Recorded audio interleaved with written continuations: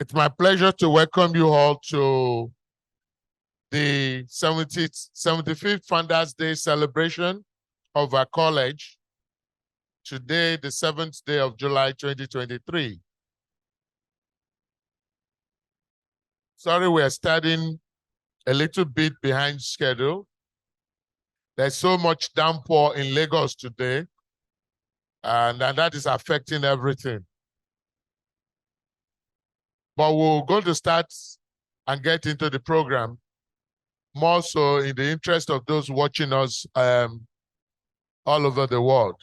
Opening prayer, sir.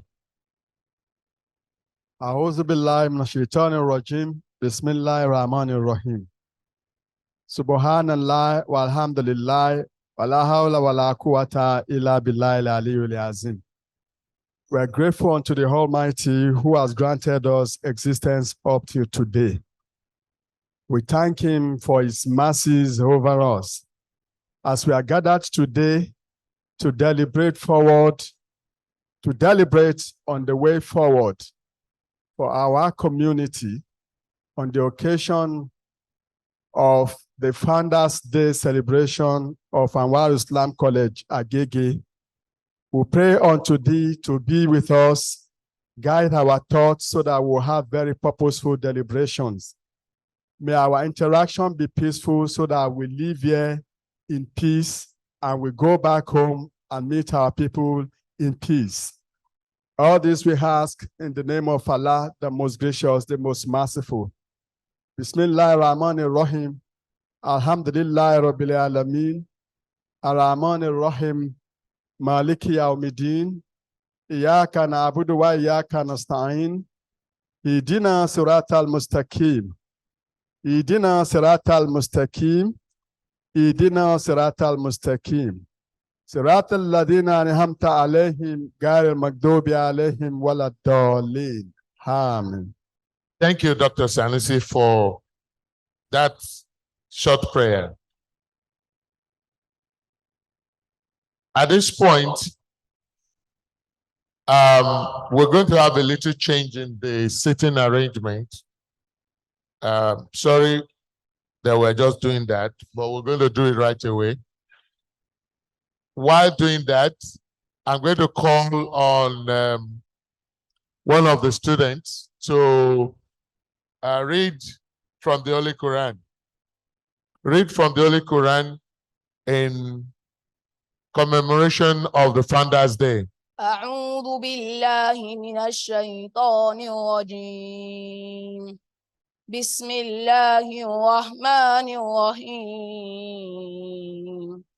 الحمد لله الذي أنزل على بدء الكتاب ولم يجعل له عوجا قيما لينذر بأسا شديدا من لدنه ويبشر المؤمنين الذين يعملون الصالحات أن لهم أجرا حسنا ماكثين فيه أبدا وينذر الذين قالوا اتخذ الله ولدا ما لهم به من علم ولا لآبائهم كبرت كلمة تخرج من أفواههم إن يقولون إلا كذبا فلعلك باقع نفسك على آثارهم إن لم يؤمنوا بهذا الحديث أسفا إنا جعلنا ما على الأرض زينة لها لنبلوهم أيهم أحسن عملا وإنا لجاعلون ما عليها صعيدا جرزا أم حسبت أن أصحاب الكهف والرقيم كانوا من آياتنا عجبا إذ هوى الفتية إلى الكهف فقالوا ربنا آتنا من لدنك رحمة وهيئ لنا من أمرنا رشدا صدق الله العظيم. Students, please take your seats. Thank you. I'd like to recognize the arrival of Alhaji Refu.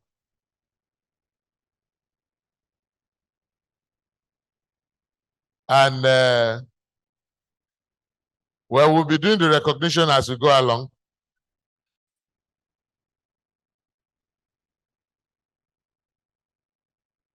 I'm going to hand over the mic to the moderator. So my only job is to introduce the moderator. Dr. Adekunle Ojo, Senior Advocate of Nigeria, is an old boy of our college. I had the privilege of reading history with him in the same class, 1986. Put your hand together for him. Please come.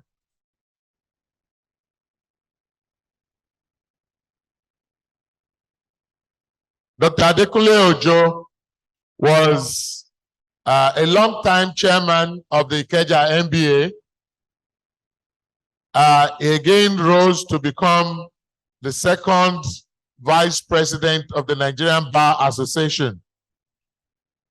Dr. Adekunle Ojo is a versatile lawyer, is a human rights activist, which he started from this school. I remember one thing when he started I'm sure he started before he came here, where he exhibited one. We had an oppressive regime in 1985 or 86. We were in upper six.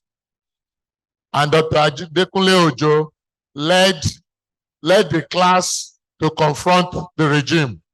And after that, there was no more oppression. I won't tell you what he did, but he will tell you himself if he likes to say it. Put your hands together for him again. Because the time is fast spent, I will simply hand over to him. He's good at making things short. Thank you. Alma mater. I want to give kudos to the present ESCO, especially our PG, who is my brother Silk, who is not here today. I call him Juju Priest because I call him Pedro JP, and the P there. I keep the J and P. I keep telling him, "Are you a Juju Priest?" So I must appreciate what is going on in this school. My vice president 1, I thank you, Vice President 2, Dr. Sanusi, our able secretary, sir, Alhaji Alarakwe. I could remember not all the names, but I thank you for this grace, my wonderful seniors, and my other friends. The job of this morning is quite simple, and it calls for attention of each and every one of us. For the students, we are doing this because of you. So we urge you to give us rapt attention. Students, are you there? This is not time for you to discuss privately. This is the time for you to listen and listen attentively. What you are getting here today, you might never be able to get it elsewhere again. Some of us never had this privilege. Sata, did we have it? So it's a privilege that erudite people are here today to speak to you. And I want to say this without missing word, that in the course of talking to you today, the panelists, I know that you will come to their level. If your choice of language is too much or is too high up there, they won't be able to grab what we are saying. Whatever we are doing today is for their benefit and for their benefit alone. The theme of this program, Career Choices, it is about creating yourself. I say this, we are doing this so that these children can be better for it. For those of us who did not have opportunity, it is only by the grace of God that we are able to survive it. I'll say this. Not until I got to this school, I never dreamt of reading law. So it's a privilege that people are here today to listen to why they should have a career in their lifetime. Thank you, sir. The topics, they are quite simple, but they are very, very interesting. We will be talking, we have like 3 subtopics for you. But before I do that, let me say that we have people of no mean status that are going to talk to you. People maybe perhaps along the road, you might not be able to come in contact with them. But the privilege that you are a member of this great school is opening doors for you already. Can I share this testimony? I remember so well that when I was to have my interview for Senior Outlet of Nigeria, something great happened. One of the panelists, who happened to be a woman, when they asked me, which school did you attend, which is very natural, and I said, in mentioning one of my schools, I said I attended Anwaru Islam College. She looked at me. She said, Anwaru Islam College? She said, is it the same thing as Ahmadiyya College? I said, yes, my lord. She is a judge. She's the present Chief Judge of Ogun State, Justice Dikpeolu. Oh, she said, I attended that school as well. So apparently, I'm not saying that was why I was favored, but whether you like it or not, I knew she did not work against me. Thank you. So this school is great, and there is no doubt about it. We have wonderful people that will be talking with us today. I will do a little brief of their CV. We have with us today Mr. Akim Oguniran. Please come upstairs, sir. Thank you, sir. You are most welcome. He's a founder and Chief Executive Officer of Eximia Realty Company Limited and Mercury Nominees Investment Limited.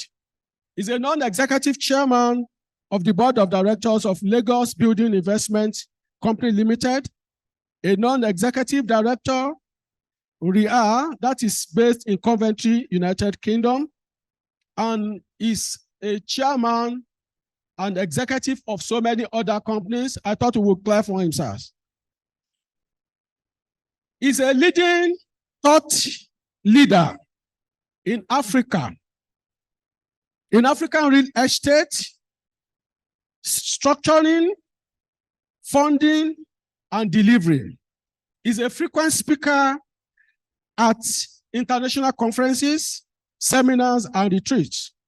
And to cap it all, our big brother is a lawyer, is an author, is the author of the Law and Practice of Real Estate Investment Trust.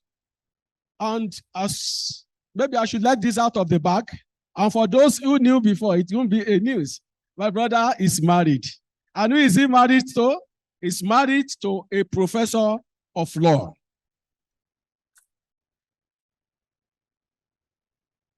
He's a recipient of many awards, both home and abroad, and is an alumnus of University of Lagos, Acaosa. Perhaps this should attract a greater applause to him, other than the fact that he's an alumnus of this great school. I boldly say that when we were doing our A-levels here, he was one of those who came back to teach us. A round of applause for him. Thank you so much, sir. May I invite to the podium the second panelist in person of Mr. Olani Bolahan. He's not yet here. Online. Okay, Mr. Olani Bolahan is joining us online, and I'm optimistic that we are going to enjoy him. He left this school.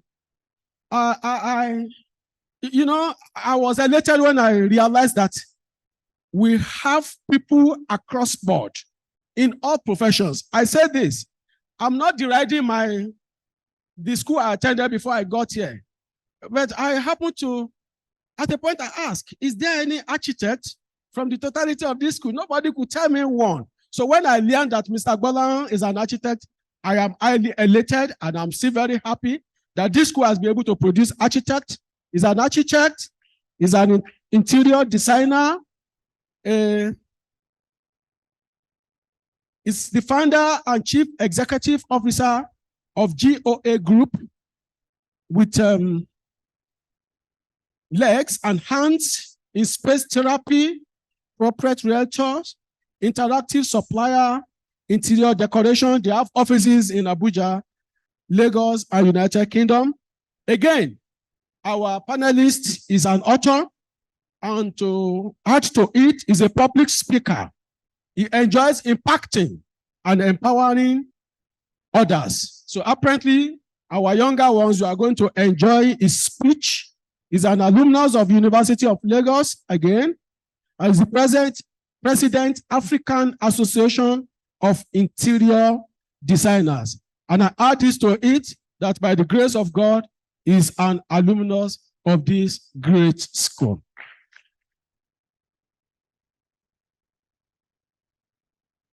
I invite to the podium the third panelist in person of Mr. Wasiu A. Fashino, all the way from the United Kingdom. Am I correct? Sir? Oh, Chicago, United States of America. You're welcome, sir. Please come to the table, sir. Thank you so much, sir. A round of applause for him. Introducing him to you is a certified public finance officer and currently the chief of staff to Honorable Dorothy Brown, the clerk of the Circuit Court of Cookie County. Is an active member, government finance officer, treasury management and investment committee. Is a successful, by the grace of God, is a successful investment banker. Is a stockbroker. I thought you would clap for him. Is a banker. Is a stockbroker. Is a financial advisor. Is a counselor. And again, is an alumnus of University of Illinois in United States of America and alumnus of this great school. You are welcome, sir. Then last but not the least, the program is fully loaded for your benefit. Last but not the least is Mr. Lai Ogunsanya. You can see him on the screen. Mr. Lai Ogunsanya is a former mobile telecoms and executive. Is a former mobile telecom executive and a chief and a UNICEF champion for children awardee. He was or he is a U.S. State Department IVLP alumni. IVLP means International Visitor Leadership Program alumni. Mr. Ogunsanya is the awardee of IUSA, that is Ireland United States Alumni, United States Alumni Association 20, Emerging Leader 2022, is the founder of Agio Field Lab, which has a focus in global climate change. Our panelist is an author on the subject of artificial intelligence and the opportunities to create employment using technology. So I want to believe that he's going to talk about digital technology. Mr. Ogunsanya is a member of the board of Temple Bar Galleries and Studio Dublin. Is on the board of IUSA, Ireland United States Alumni Association. I thought you would clap for him. He's an alumnus of this great school. Students, in whetting your appetite, I will not encroach on the present of the panelists, but let me talk to you. Today, the panelists are going to talk about 3 major areas. They are going to talk about what we call big dreams, dream big, and become what you believe in. We know that you have talents. We know that you have skills. We know that you have abilities. And that you aim to succeed.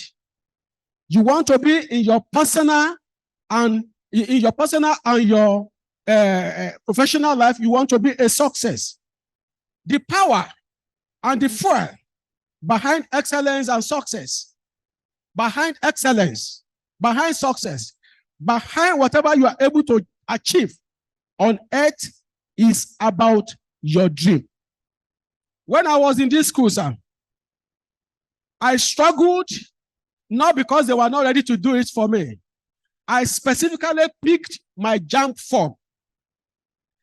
I asked myself, what should I become? In this school, I decided I was going to become a lawyer. Before I got to this school, I was thinking I should become an historian. But getting there, I said, no, this is a better profession. I should become one. From the little money that I got, I picked my JAMB form. I did not tell anybody that I picked JAMB form. The success story is always attractive to people, but a failure is an orphan to everyone. When we got our A-levels results, and people look at my result, they say, I hope you took JAMB form. I smiled. I said, if I did not take JAMB form, is it not late for me to do that now? Then someone somewhere asked me, my elder brother said, which course did you choose? I laughed. Then I told him, this is the course I elected.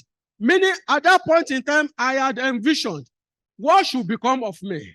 How can I be who God wants me to be? I dreamt it. By the grace of God, whatever your big dreams are, you will accomplish too.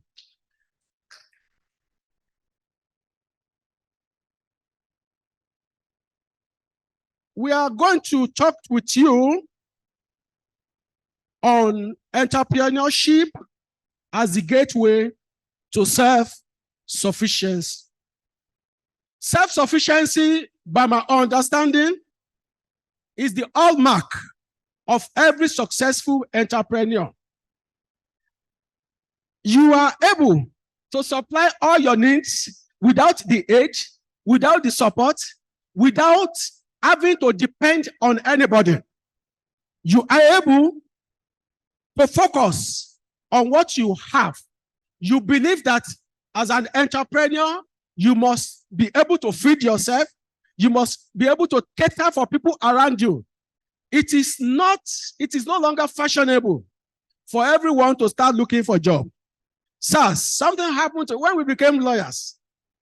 I asked myself a question, and I keep telling every young lawyer that I meet on the way, oh, they say we are looking for a job. We are looking for a job in the bank. We are looking for a job in the whatever. I said, no, you are a lawyer. All you need to succeed with has been given to you. Drop a lawyer in Oshodi market. He is supposed to succeed. There are things lawyers can explore to become a success. So I believe that as entrepreneurs, don't despise the days of little beginning. Schools these days, if we learn carpentry, if we learn any hard work, it will be of immense importance to you in future. I believe that you will enjoy the panelists while they are discussing this. Then lastly, we will be talking to you about digital, shaping my life to fit into the digital world. Young people, are you there, students? Your adoption of a proactive and a critical stance toward digital knowledge is what you need to announce you to the future world. You must be keen now. You must be keen thereafter. Having said this much, I know and I believe, sir, that wonderfully, my brother, Mr. Akim, is fat, is big. So you can be sure that he's fully loaded to come and discharge. My other brother is tall and is full of content. So you are sure that whatever is coming out of them, jot it down, start thinking. If these babas are doing well in life, I too must be able to do well. Some people are not here today because they are not proud of where they are today. I believe that in future, you will be proud that you are once a student of Anwaru Islam College. We are going to kickstart now. Just like I have done, the panelists will be coming here to talk with you. It's brighter here, and everybody will be able to talk and relate with you. You'll be able to see them better. Sirs, we are going to time you, sir. There will be time for questions. There will be time for answers. If you don't ask questions, you will be asked. Oh. Are you there? Students, are you listening? You should listen so that you'll be able to ask questions. Otherwise, we will ask you, and you will be under that duty to answer. We are going to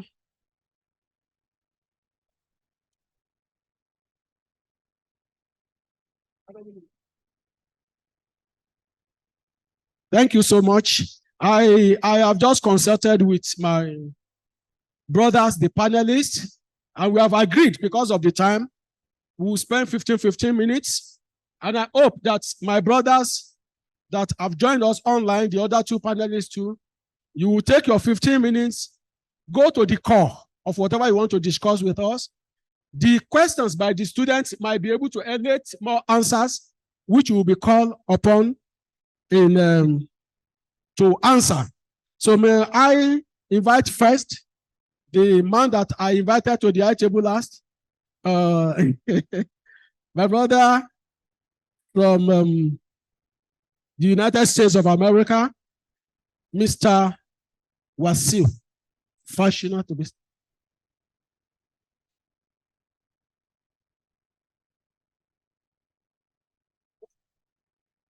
Okay, sorry, before we go to that, I will be calling on Mr. Akim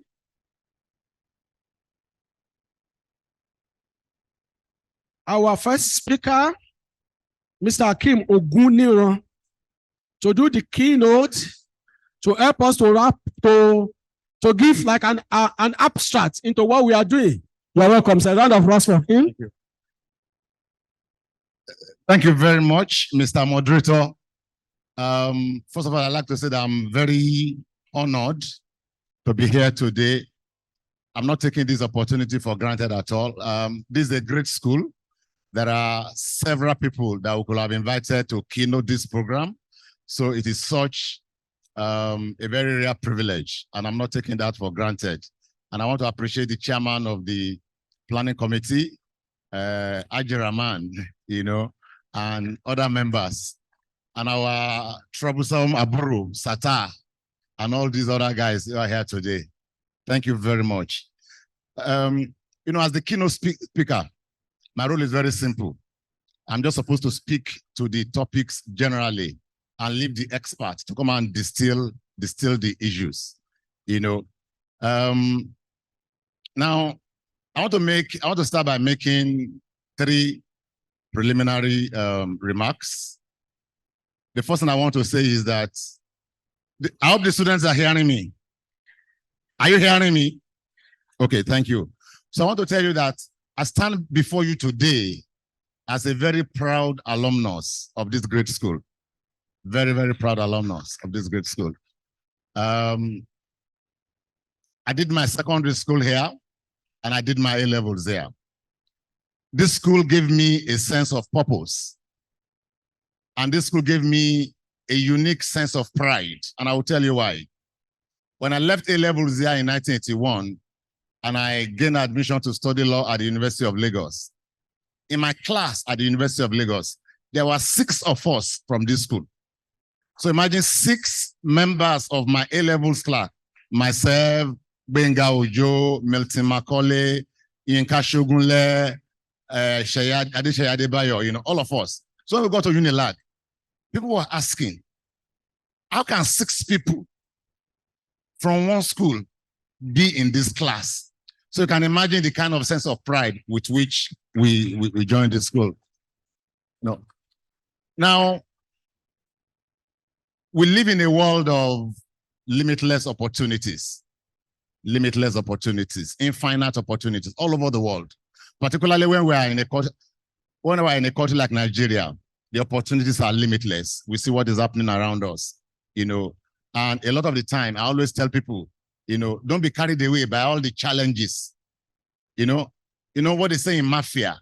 In mafia, they say when blood flows on the streets, it means there's money to be made. So it depends on from which angle you are coming from.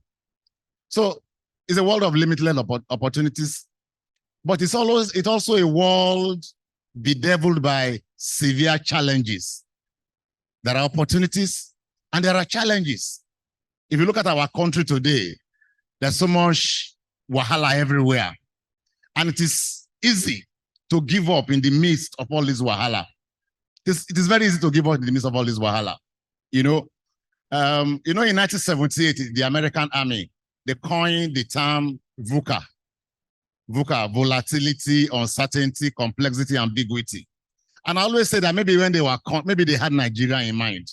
We're a complex society, everything is ambiguous, everything is complex, But in the midst of that, the opportunities are there.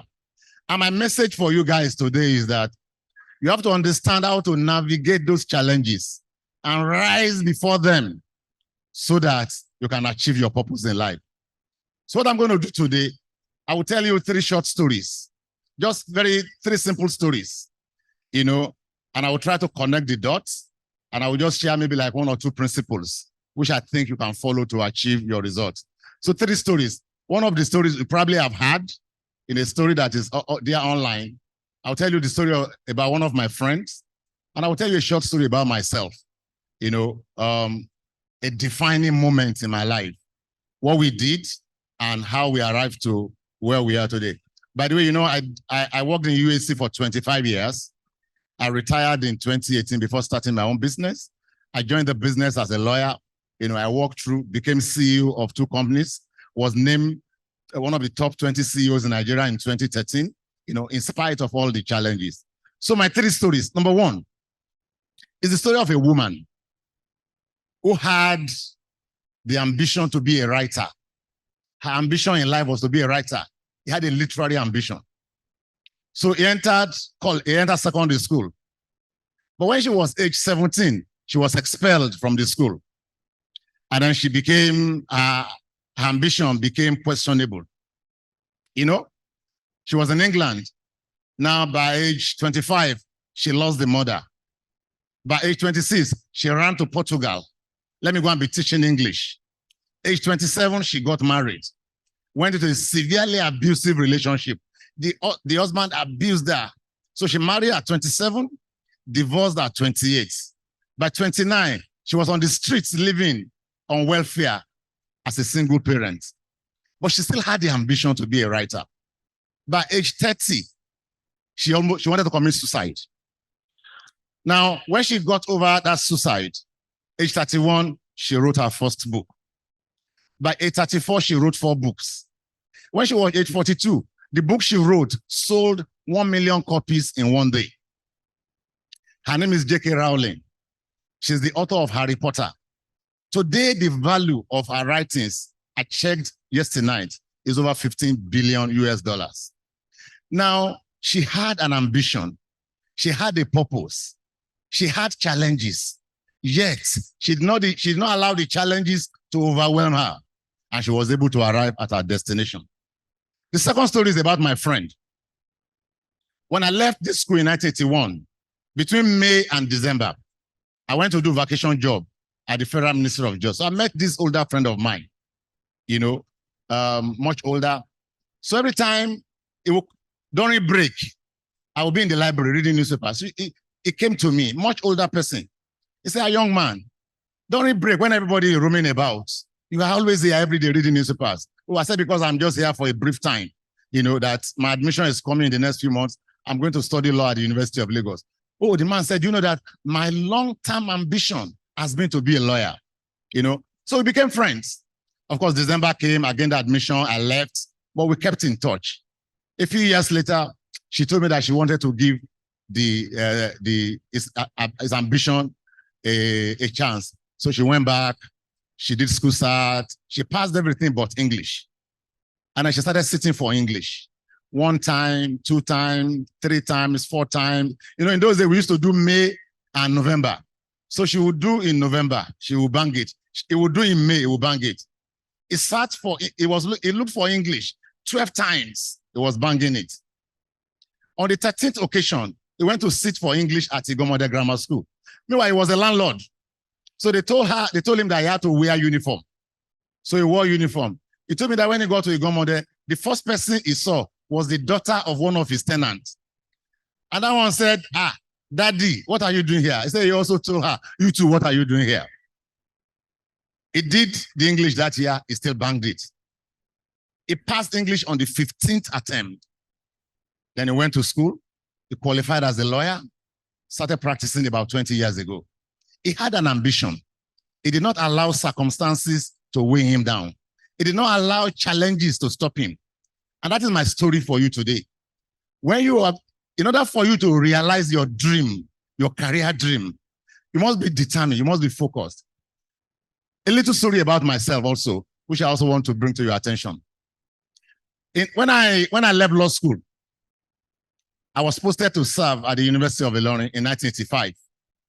After my NYSC, I was retained in the university as a graduate assistant. I became assistant lecturer. In 1987, you know, I was teaching at Ilorin full-time as an assistant lecturer. And I gained admission to do my LLM at the University of Lagos. Now, University of Ilorin was supposed to give me a scholarship to do the LLM. But when the admission came out, they said there was no scholarship. Meanwhile, I needed the money. I was teaching. So what did I do? I retained my teaching appointment full-time at the University of Ilorin. And I took on my admission at the University of Lagos full-time. So I was doing LLM full-time in Unilag, and I was teaching full-time at the University of Ilorin. I was coming to Lagos from Ilorin 3 times every week. On Monday, I must leave Lagos by 6 a.m. I must catch the first Pijo 504 at Oyingbo, because I will teach at Ilorin by 9. I will teach 9 to 12 in Ilorin. I'll come back to sleep in Lagos. The following morning, I will go back to Ilorin. I was on the road like that for 13 months because I had an ambition. At the end of the LLM program, I had the best results at the University of Lagos. Now, no, the real story is, so I didn't have to apply. I didn't have to apply to teach at the University of Lagos. University of Lagos came to invite me. They sent Professor Adigun of blessed memory to leave a note under my door. What do these 3 stories have in common? Number 1, like I said, there are opportunities in this world, but there are challenges. And the challenge for you as students is to set your targets, set your focus, and make sure that you take some steps to realize those focus. So I want to share with you today just like 4 or 5 nuggets that I think will help you to achieve your career. Number 1, you must dare to dream. You must be a dreamer. You must be a dreamer. Every achievement starts with a dream. If you cannot dream, you cannot achieve anything. At age 60 plus, I'm still dreaming. I started my own business 4 years ago. If you know the kind of plans and ambition I have, you will just marvel. You have to dream. You have to sit down. The biggest achievers in this world today, it is because they dreamt. You have to sit down and dream and then create a vision for yourself. So your first challenge as students is that you must have a dream of the future. You must have a vision. Your vision is your destination. Your vision defines your destination. It is your picture of the future. Where do I want to be in 5 years? When I leave this school, where do I want to be? What do I need to do? Those are the issues. You must dream. You must dream. 2 young men at age 24, 25 started Guaranteed Trust Bank. This Guaranteed Trust Bank that you are seeing today. 2 young men, because they dreamt. Tayo Aderinyoku and Fola Adeola. They started GTB. Look at what GTB.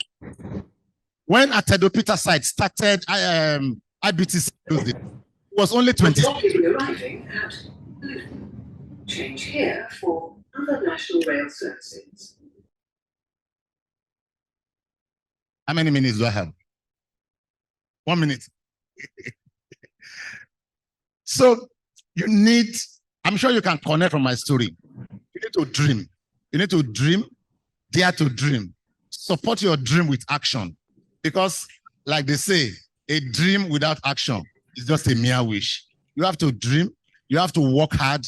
You have to ensure that you live. And finally, I want to talk, just to round up, because we're talking about, because this is old student association. One of the things you need to succeed is that you need to build what we call your social capital. You need to build your network. We say that your network is your net worth. One of the reasons why you must participate in alumni association is that when you come here, you meet people from across the world. And as you do that, you are going to get to your destination. Thank you very much, and God bless.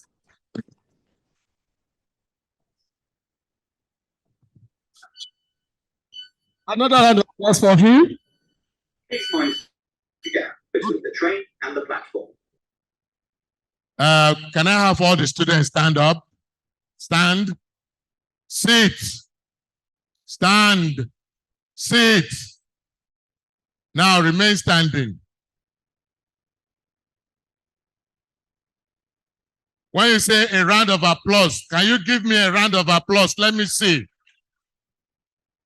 That is not loud enough. I want a round of applause.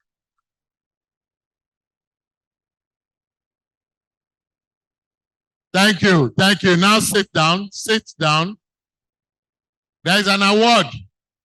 And the award is for the first, second, and third students who listen so attentively that is able to answer or ask a very intelligent question. First prize, 10,000 naira. Cash today. Second prize, 7,000 naira. Third prize, 5,000 naira. Now give me a round of applause.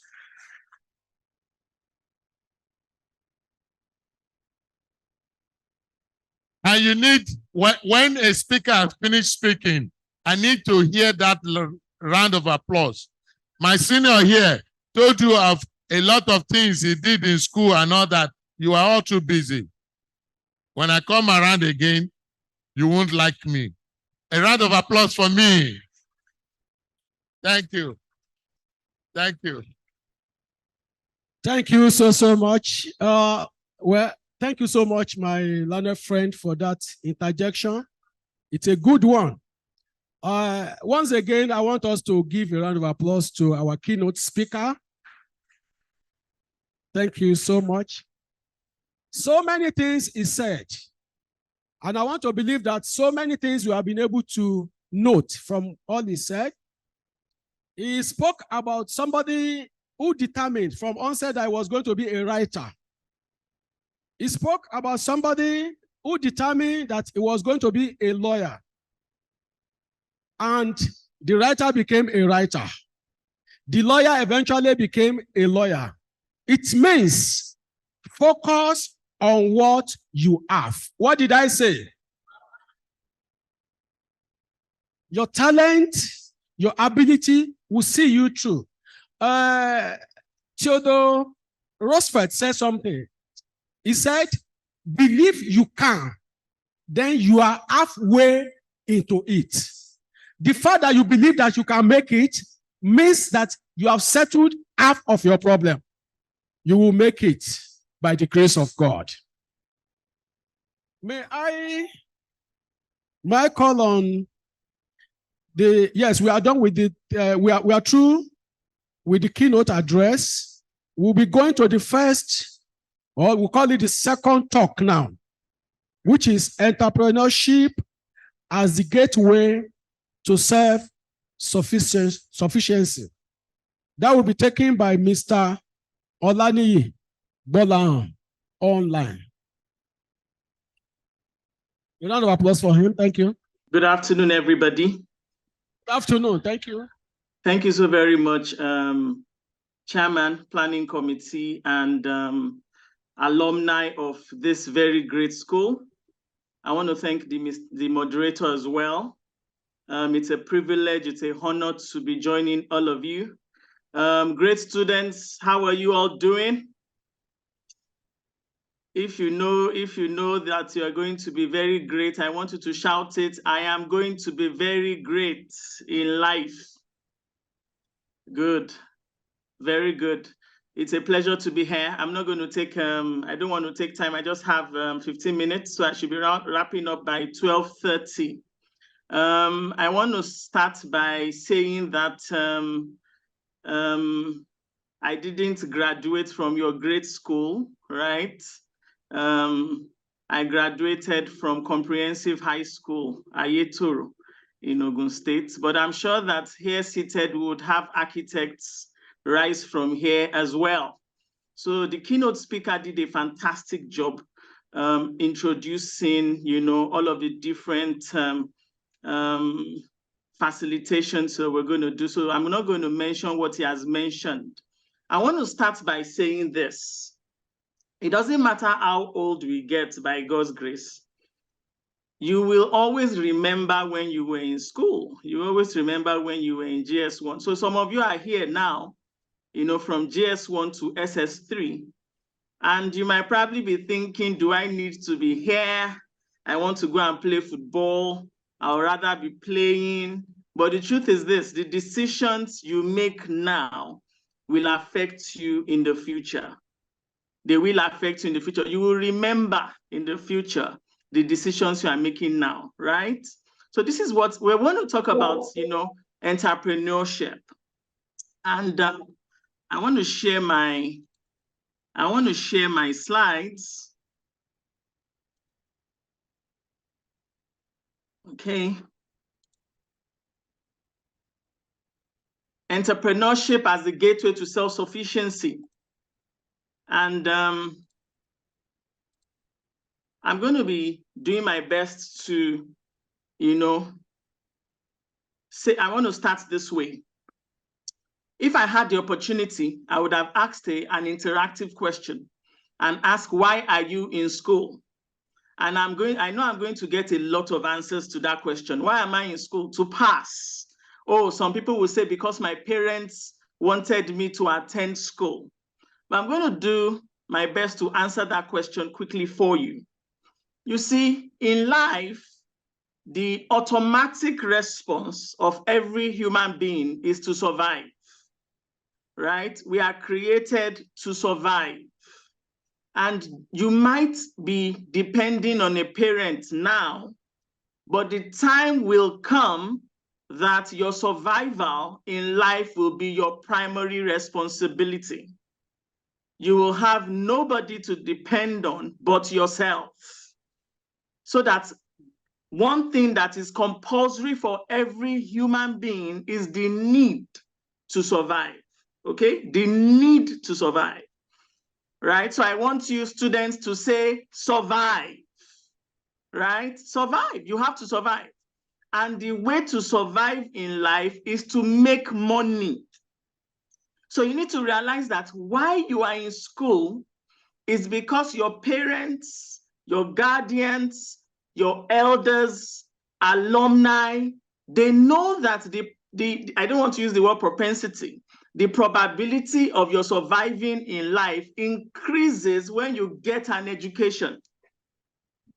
It increases when you get an education. Don't make it a tough job for your parents coming to school, right? When you are educated, you are not just getting book knowledge. The goal of education is to fine-tune your natural gifts, your natural talents, and refine it so that one day you can exchange your capacity, your refined talent for money, right? So the very first thing is you must know yourself. You must find yourself. Because there's a pidgin proverb that says, your money dey your body. I realized in primary school that I was very good at drawing. I would draw comic characters. I would draw a lot of things. So when I got admission into comprehensive high school, Ayetoro, I'm telling you, from GS1 to GS3, I struggled as a student. I was an average student. But in GS3, I went to the library. And as I checked university brochures, I saw a course that the name sounded interesting to me, architecture. I said, look, I've heard of law. I've heard of medicine. You know, what on earth is architecture? So I checked the dictionary, I researched, and they said an architect designs buildings, designs structures. I thought to myself, oh, I'm good at drawing. If architecture is about drawing, about designing, then this is what I want to do.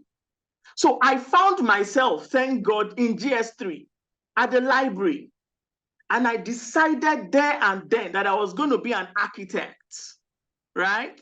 So, but you need to realize that my decision was not based on wanting to copy other people, wanting to do what other people were doing. My decision was because I knew I had a gift, a God-given gift that nobody has to dash me. But I need education to refine that gift. Are you listening? So I said, I will study architecture. So when I was going to get into GSS 3, I chose technical class. You know, I'm not sure how schools run these days, but back then, technical class was sciences and technical subjects. So I took woodwork and technical drawing, two subjects that were compulsory, right? If you were going to be an architect. So I wasn't going to wait till after secondary school to understand what I'm going to do. Look, I'm telling you, you need to know what you are going to do in life from now. You have a very great school. If you are going to go and talk to your counselor to look at your natural skills, if you take a lion, right, to a beach, it will not be the king of the savannah. A fish cannot walk on land, right? It is only human beings that try to do what they are not created for. Every other creature stays in their primary place, right? Except human beings. We like to copy. So your money is inside you. Would you believe that by SS1, I got 2 first prizes? I used to struggle as a student. Thank God. I got 2 first prizes, first prize in technical drawing and first prize in woodwork. You know why? Everybody is a genius. But the problem is that if you are not doing what you were created to do, what you have a talent for, you will struggle. When I was in the University of Lagos, I had a guy in my room that was good at arguments. He was studying law. I said, you have studied the right course. I remember somebody that can memorize a whole book. He studied law as well. I'm telling you, law, for instance, is a difficult course if you cannot memorize, if you're not good with words, if you cannot argue a case, if you cannot speak clearly. You don't want to dabble into that if you struggle. Do you understand? So find yourself. Would you now, from secondary school, I gained admission because I was doing what I was good at. I was not struggling. What are you good at? Are you good at mathematics? Are you good at English? Are you good at fashion and design? Can you sew because your parent is a fashion designer? Don't ignore those things. Don't ignore those things, okay? The secret to greatness is starting early. The moment you discover yourself, education is an advantage. Education does not negate becoming an entrepreneur. It makes you a better entrepreneur because you become more creative. Education broadens your mind. It gives you knowledge. But don't become the kind of student that wants to look for a job, create jobs. So if survival is compulsory, and one day you will compulsorily need to make money so you can take care of yourself and take care of your own family in the future, why not start now? Tiger Woods started playing golf at the age of 3 years old. I'm sure your school has a debating club. Join. If you have games like chess and all, join. If your parents are into business, go and help them. Go and help them. Do you understand? A small business can be turned into something big by a child that is serious and educated.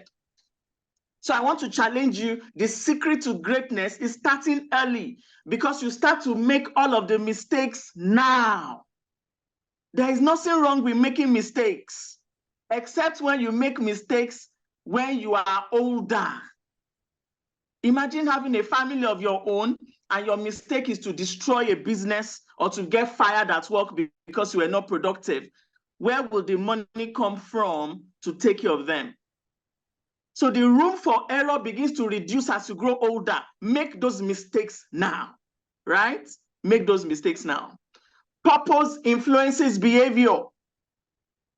The moment you decide, I want to be great at this thing, right? All of your decisions must support your purpose. He that walks with the wise is wise. Be careful who you move with. Be careful who is your friend. Move with people that you look up to, that you can learn from. When you're on holidays, go for internship, right? The keynote speaker mentioned that, how he went for an holiday job. Go for internship. You are not too young. Don't deceive yourself. We know how old the founder of Facebook was when he founded Facebook. He was still in the university. You are not too young. Start now. What is my purpose? What are my skills? What can I do well? Business is not difficult. You can go home and say, Mommy, can you please help me bake chin chin? Bake chin chin for me. Okay, teach me how to make chin chin. I like to cook. Can we package it in nylons? Can we sell it for 50 naira? That is it. If the cost of production for one pack of chin chin was 10 naira and you are selling it for 50 naira, you are making 40 naira profits. If you sell 10, you have made 400 naira. If you sell 100, you have made 4,000 naira. You reinvest it into your business and you start to save. You must develop a saving culture. A saving culture. Let me rush. Be sharp. Be sharp. This life needs problem solvers. Have that mentality. I'm not in this world to be a statistic. I'm in this world to be great. I'm in this world to make a difference.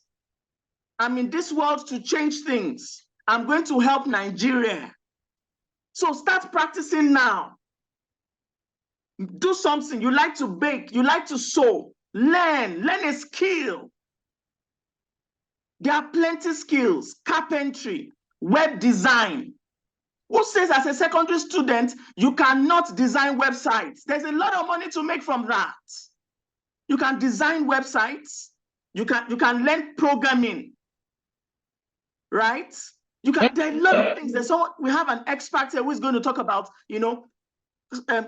computer related adventures. So I'm going to leave much of that. But what I'm saying is that there are a lot of things you can learn. Be proactive. Don't wait for your parents to push you. One day you are going to be by yourself, responsible for yourself, right? So there are a lot of entrepreneurial pursuits. What are my gifts? How can I turn those gifts to a money-making venture? Ideas are not difficult. When I finished from the university, because I thank God, I give God all the glory, but because I was doing what was my natural talent and capacity, I was the best student in architecture from my school, right? And I finished from University of Lagos. Thank you. I got my master's degree and I started working. And after a few years, I said, no, I have to start my business. I started the first interior design school in Nigeria, Maven School of Interior Decoration and Design, because I wanted to empower people who wanted to study interior design. And thank God. And as we started, you know what? Because I was always teaching myself how to design websites, how to do social media. I was there when Facebook started.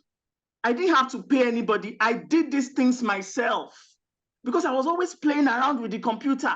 Play around with the computer, learn things, develop skills. So before you know it, people were asking on Facebook. We used Facebook to publicize that business, and God helped us. Before we know it, people were asking us, when are you coming to Abuja? When are you coming to Harvard? Thank you so much. Thank you. If you till tomorrow, you will continue to talk, we know it. Sir, We appreciate you. A round of applause for Mr. Dolan. thank you very much. Thank you. Thank you for having me. Thank you so much. Students, a round of applause for him. You are just taught now that stand up and clap for those that are giving you knowledge. That's the best way to do it. Thank you. Thank you. You can have your seat. You have heard from Mr. Olali Gbolahan. Please, can we be quiet, please? Please keep quiet.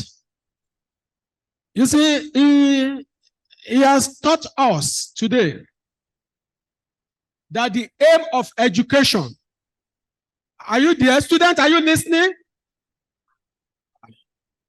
But which way are you looking, students? Is anything spectacular going on outside? The panelist has just taught us that the aim of education is for you to be able to tackle the challenges of self-reliance. Whatever education that anybody is giving you, and on your own, you are not able to stand and say, I can do it myself. You have not done enough. The days of relying on government job, they are over. He has taught us that self-reliance education means providing learners with self-employable skill, like tailoring, like every other vocational job that you can think about. And lastly, he said one thing that I don't want you to lose sight of. He said you need to encourage and motivate yourself. You know what you are good in. Just like the keynote speaker said, motivate and encourage yourself. I tell you this, my parents did not encourage me to go and read law. They never even knew I was going to read law or study law. So apparently, you will need to encourage and motivate yourself. Will you be able to do that? Students, will you be able to do that? Thank you. Thank you. So we go to the third speech to be delivered by our able brother. For somebody to have left United States of America to be here just because of you, it means you cannot afford to fail him, isn't it? So the best you can do now is show that you are good students. Listen with rapt attention.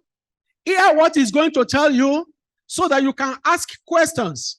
There's an award, but with the way we are going, I'm not sure you are prepared for that award. Or 3 awards. I'm not sure you are prepared. Are you prepared? Okay. May I invite to the podium The next panelist, our big brother, who is going to talk about dream big and become what you believe. Mr. Wasil Fashino from United States of America. Thank you, sir.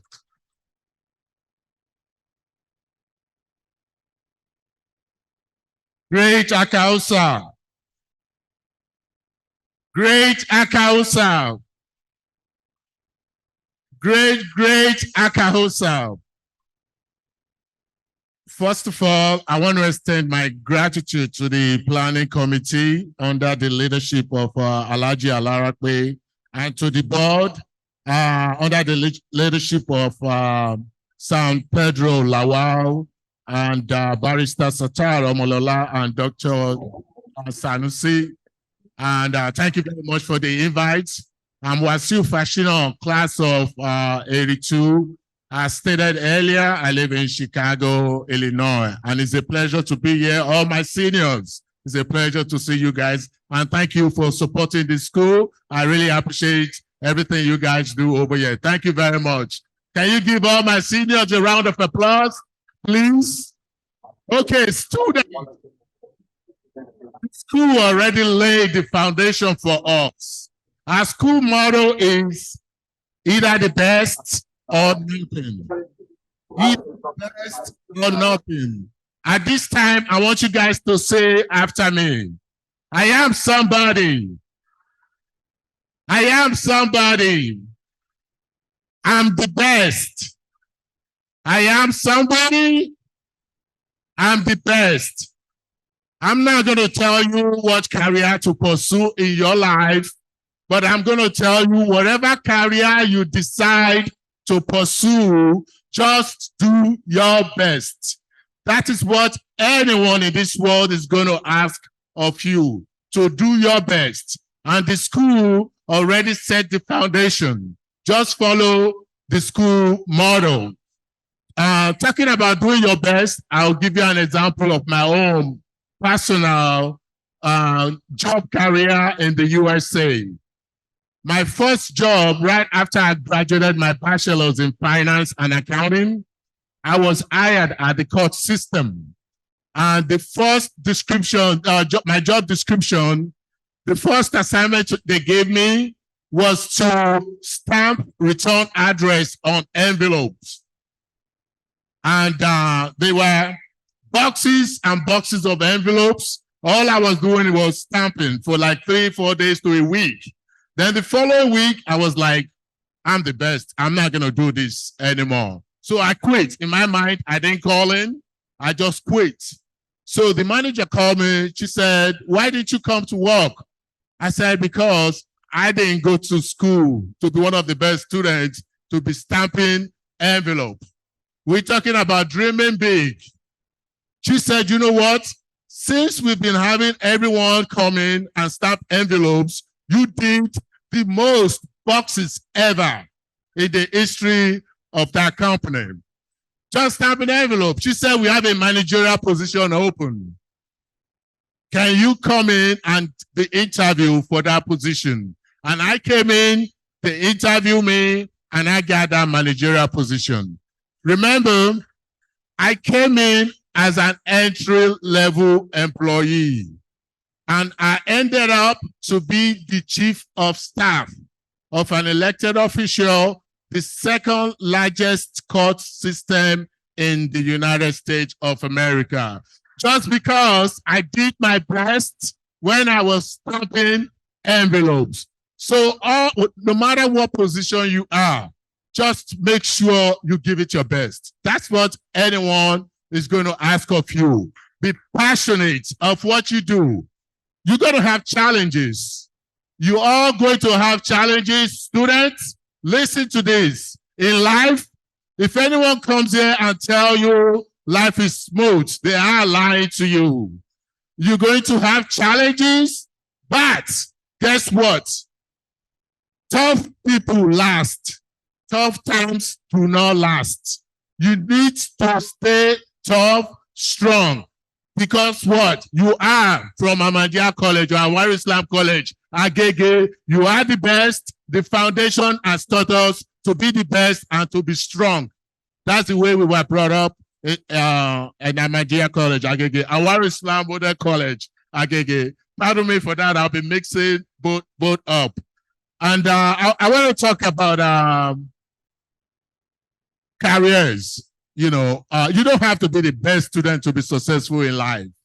But guess what? Whatever is put in front of you, put in the time. Hard work does not kill. Hard work is not going to hurt you. You know, it's when you play around, you want to go jump or do something, that's when you get hurt. But studying, putting in the work that it takes to be successful is not going to hurt you. So make sure you continue to put in the time and the efforts. Unfortunately, most of the stuff I want to talk about, my preceding speakers, they already mentioned those, and I'm not going to go back and talk about those anymore. And whenever you face any challenge, you know, look at it as an opportunity. Anytime you have any threats in front of you, look at it as an opportunity. Use all your weaknesses, you know, turn it into strength, something you can build on. And the next speaker is going to talk about artificial intelligence. This is an opportunity for you guys to start thinking, what kind of opportunity can come out of that? There are going to be tons of opportunity. Things are going to change for you guys. Things are not going to be the same anymore. This mobile phone that we have right now is not going to be the same. It's probably going to be something on your skin, embedded inside your body that you can turn on and off. So things are rapidly changing, and you guys should be prepared. You should be ready to take advantage of all future developments. And once again, you are from Anwar Islam College, Agege. You are the best. You have to dream big. Know you the best. Act as if you're the best. Put your swagger on. Put your swagger on. There's nothing to be afraid of because you are from Anwar Islam College, Agege. Think big. Whoever your supervisor is, learn what they do so you can take over their job.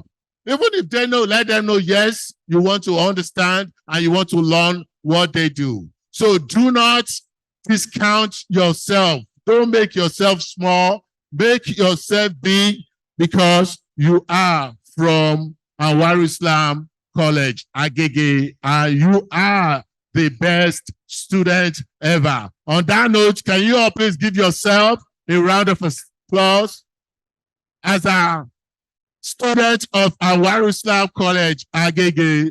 This is a school I'm very proud of, and the foundation is set for me. And with all my seniors that I saw today, the way they trained, it's not going to be your teachers alone, your seniors, everybody rallied around you to make sure that you are the best of the best. And to save time, students, listen to this carefully. I want your attention. Actually, I need you all to stand up. I'm going to wrap it up with this. I need all the students to please stand and listen. This is a special moment, you know, and most of you, 40 years, 50 years from now, you are going to go back and say, wow, this is my classmate 40 years ago, 50 years ago. I even have 60. Alaji Adeyanju. We have like 60 years alumnus are among us. But today, I want to tell you, today is a gift. Today is a gift. That's why they call it present. Enjoy the gift of the present. Stay the course and don't ever give up. Stay the course. Thank you very much. My name is Wasiu Fashino.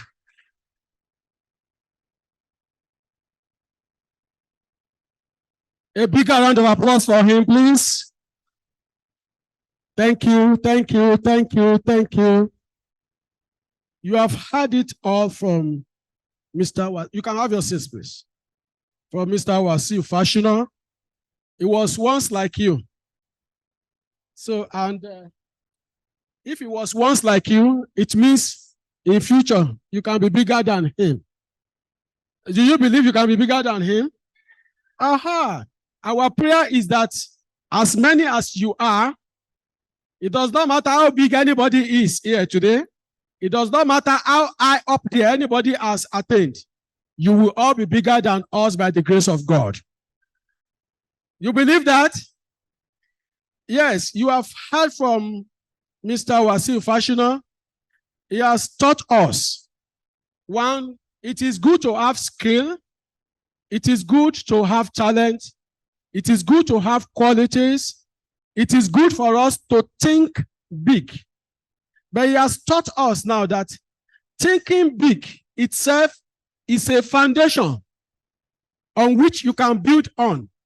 When you are thinking big, when you are dreaming big, you must accompany it with hard work. Abisa, you must accompany it with what? Hard work. If you are a student and you believe that you dreamt that you had a first class, then because of that you start sleeping about, it won't help you. You must read your book. That's your big dream. You must begin to look at it that it is achievable. And in order for you to achieve it, you put in progress things that will enable you to achieve it. Somebody who is into drug addiction, will he achieve it, sir?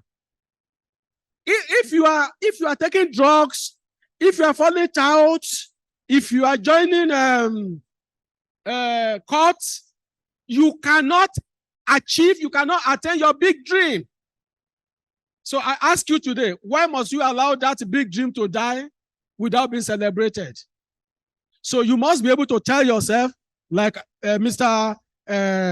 Fashina told us, work it. Work on your dream so that you can become a success. A round of applause for our speaker once again. Thank you so much, sir. We really appreciate you. We'll be calling on our fourth speaker, who will be talking on shaping my life to fit into the digital world. I call on, he will be talking to us online, Mr. Lai Ogusanya. A round of applause for him, please. You are welcome, Mr. Lai Ogusanya. Please carry on. All right. So I'm really privileged to be here. Thank you, Mr. Ogunfemi, for bringing me on board. Another year running. I would just like to kind of get you to go back to that first page. I know we only have 20 minutes or 15 minutes on this call because we're running late, so I'll keep it as snappy as possible. Please do help me go back to the first page with the picture on it. Great. So I'm going to recap on some of the things that have been said so far by our esteemed panelists. Number one, fine-tune your natural talents. Number two, start now, start solving problems, help your parents, learn and see how you can upgrade your parents' small businesses. Number three, create jobs and don't think of taking jobs. So be forward thinking. Number four, make your mistakes now. And number five, be careful who you move with. I think in my kind of context of telling a story, of living, being a part of this whole new digital world, all these 5 points connect exactly with what I'm about to share with you. The lady in the picture that you see beside me, her name is Rukayat. She would have walked with me while I was in Jordan in the refugee camps, looking at new ways of doing innovation. How can we start teaching young people to use what they've learned or use their family tradition or use their family culture to leapfrog into this new age of innovation? She had been working side by side with me with a passion since 2016. As of last year, she is now an MIT fellow in Boston College in the United States. Now she is she's Palestinian living in Jordan. A very complex situation to be able to get any scholarship, yet because she spent a lot of her time trying to solve other people's problems, trying to create jobs and looking at new ways where innovation can help young people to get safe and actually economically empowering jobs. She got the recognition for the work she was doing, and now she's in the United States. The reason why I'm telling you this story is because, from everything I have heard so far, she is a perfect example of doing your best while you can, starting early, learning from other people, and of course, using your own passion in terms of your tradition. Is it maths you're interested in? Is it pharmaceuticals you're interested in? Is it tailoring? All of those things are tied into this new emerging economy in terms of technology. Can I get you to shift to the next page, please? And that brings us here to disruptive innovation and youth empowerment. So I studied media and IT as my A-levels in the early 2000s. That would have been 2001 or so. I didn't go straight into university because in the situation I was in the UK, university cost was very expensive for me at the time. What I did was I ended up in a phone shop as a regular sales guy after my A-levels. But what I did was use that opportunity to prove myself. And this is where that point of fine-tuning your natural talents and then linking that into communications and innovation. I was in a mobile phone shop. I know that I have good expertise in marketing and market developments. I know that I have good expertise in researching what the future is. I know that I have good expertise in breaking down complex information into ABC. In the early years of mobile, people find it difficult to use the technology, especially older people. I was able to debunk and make it easy for people in store. Through that work and through using my own natural talent of explanation, I was picked up by Sony Ericsson, who were one of the biggest mobile making firms in those years. Luckily enough, I was able to get a market development role with them. And remember, this is basically me without a degree and just an A-level. So I was effectively the market development manager for Sony Ericsson in Ireland. Within a year of being in Sony Ericsson, I was headhunted into LG Electronics. Again, this is without any degree yet within the university context. This is basically doing what you can while you can and adapting my passion to the next disruptive innovation at that point in time, which is mobile technology. All of you have a mobile phone now. This was the early years of that. So within a year of proving myself in Sony Ericsson, I was headhunted to LG Electronics. Within about a year of being in LG Electronics, I was promoted to the head of marketing for LG Mobile in Ireland. At that time, I would have been the youngest head of marketing for that company. It's a huge brand, and that was a major achievement. And again, I will remind you, I still don't have my university degree yet. This is basically based on having a passion and using my own expertise and learning as I was going along. By the year 2013, and of course, we all know with our parents, the degree was a very important aspect for me personally to grow as well. Went back to university, did marketing, innovation, and technology. Now, again, talking about disruptive innovation and empowering yourself. I had learned a lot about mobile technology. I had learned a lot about people engagements. I had learned a lot about branding on the field in terms of my real work. Now I'm going into university. What I've done is look at something that fitted all those boxes. So I selected marketing, innovation, and technology, knowing that that will be the future of everything we do. This was in 2013.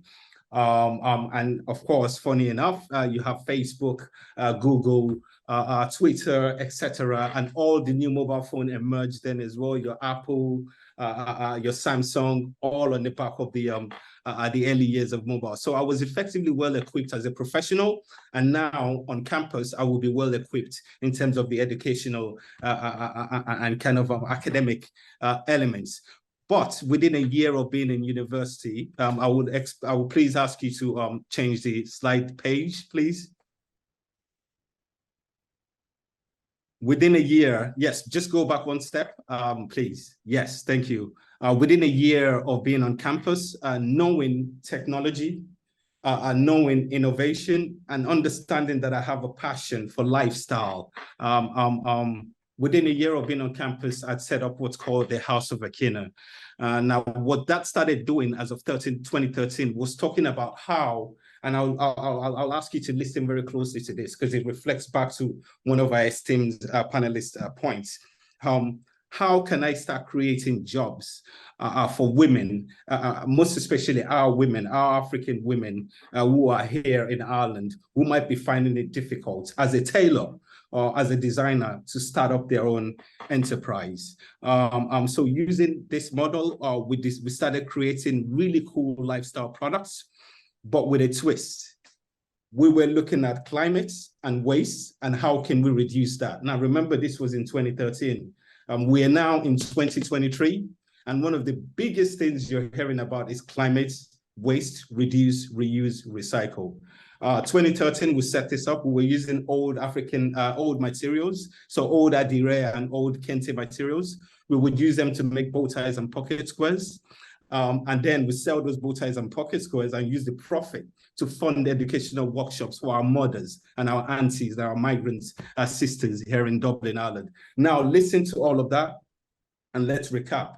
That's not talking about innovation, marketing, sustainability, creating jobs, and also being ready for the future in terms of all these debates around sustainability and climate, and also economic empowerment for both young men and women. I'll explore you to move on to the next page, please.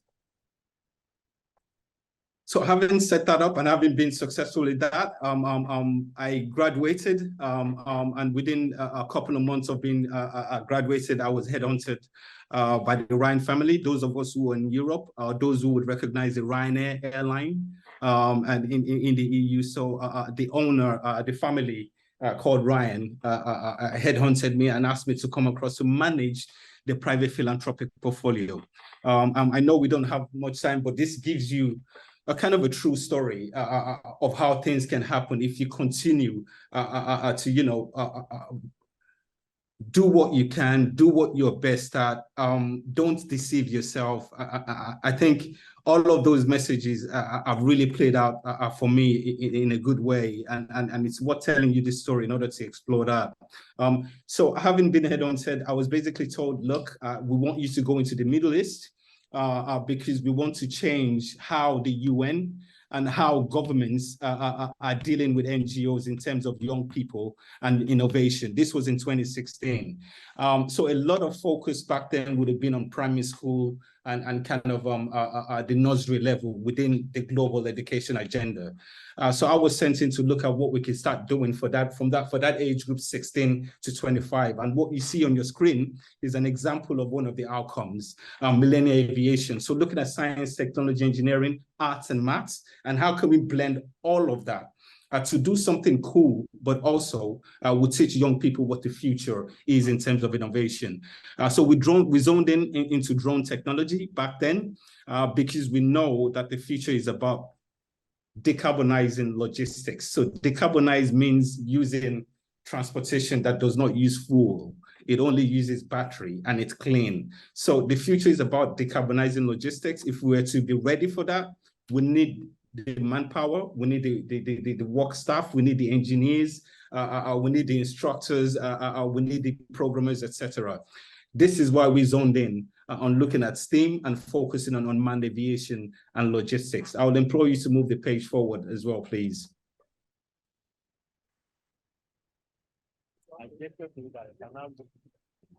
And that's called the Millennial Aviator Program. And you know, I'm sure at some stage we'll be engaging on that a bit more further.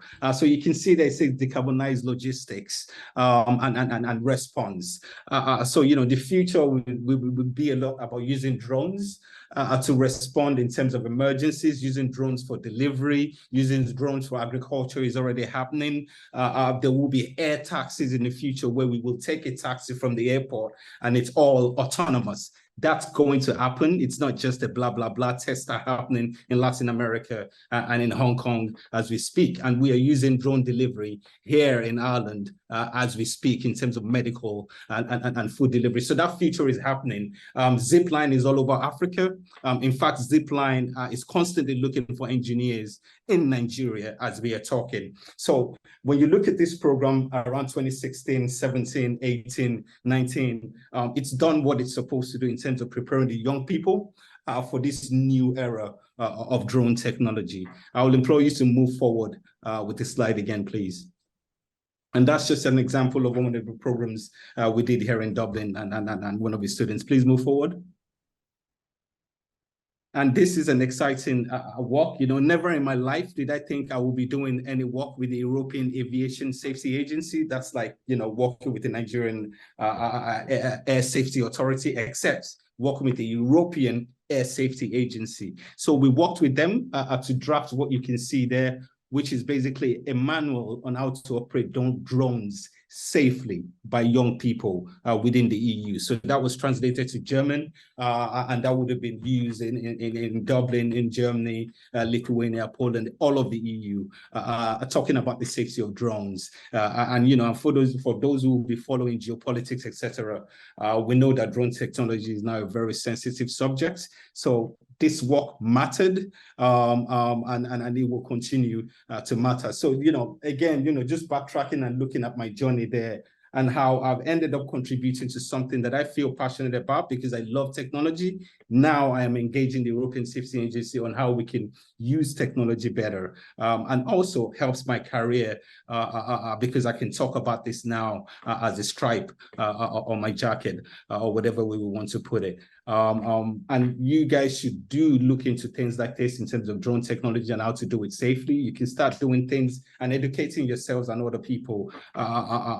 You know, just think ahead. You know, the sector is going to happen whether we like it or not.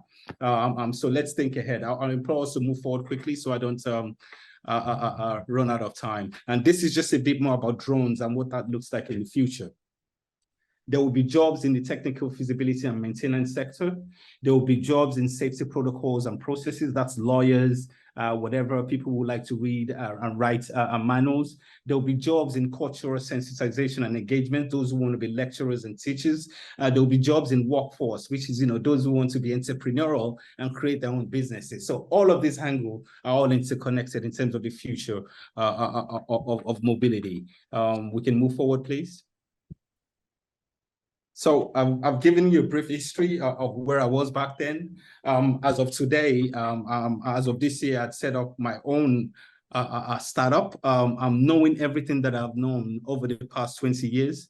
Having served everybody else and having volunteered and did the best where I can in helping young people and helping shape the work and innovative work for young people. You know, it's time to do something and to bring something back home to my country of origin. A lot of my work would have been in Iraq, in Lebanon, in Jordan, in Colombia, and even as far as Malawi, and also in the Mediterranean.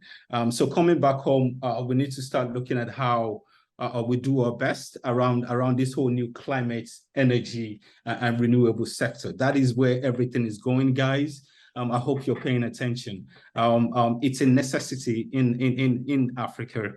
It's not a luxury. We will need to switch from fossil, at least to complement fossil with renewable energy, and having all of the background that I've had and looking into the future.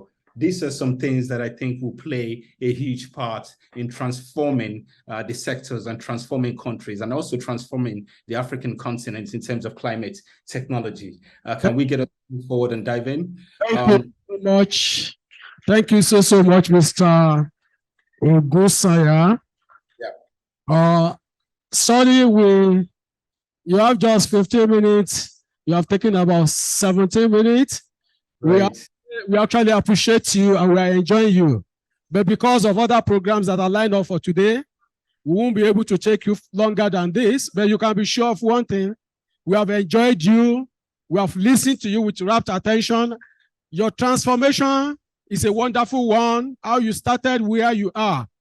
The youths, if they listen to you and they heard you very well, they should aspire to be like you and be bigger than you. Thank you so much. I will thank the other sister next to you, the woman who has who stood by you to be a co-facilitator. I'll put it that way. We thank her so much. A round of applause for our brother, please. Thank you so much, Mr. Ogusanya. Yes, listening to him, he has told you, be yourself. And he has told you that one thing is very imminent in the world that we live today, that you need to create opportunity for employment using technology. Are you listening, please? You need to create job opportunities using technology. If you go to certain places and you are looking for a job, if you are not savvy in digital technology, they will not pick you. He has told you his history. There are places that you will get to, irrespective of your grade in the university. They ask you some minor questions, some infinitesimal questions on technology. If you are not able to tackle it, then you become unemployable. It told us as well that digital technology is what is needed now to make the world a better place for all of us. What did I say? Digital technology is what we need to make the world a better place. You want to become a pharmacist? You want to become a lawyer? Whatever you want to become, you must be grounded in digital technology. I know, I want to believe that you have that. The essence of it is not just for people to do Yahoo Yahoo. The essence is not for people to just on WhatsApp and send some irrelevant messages. The essence, you could use it to make connections. You could use it to sell yourself to the whole world. Those are the things that Mr. Lai Ogusanya has just taught us. And another round of applause for him, please. Thank you so much. We are now in the session of question and answer. After the question and answer, the MC will take over. I will take my seat. We are now in the, yes, we need questions from you. Yes, questions?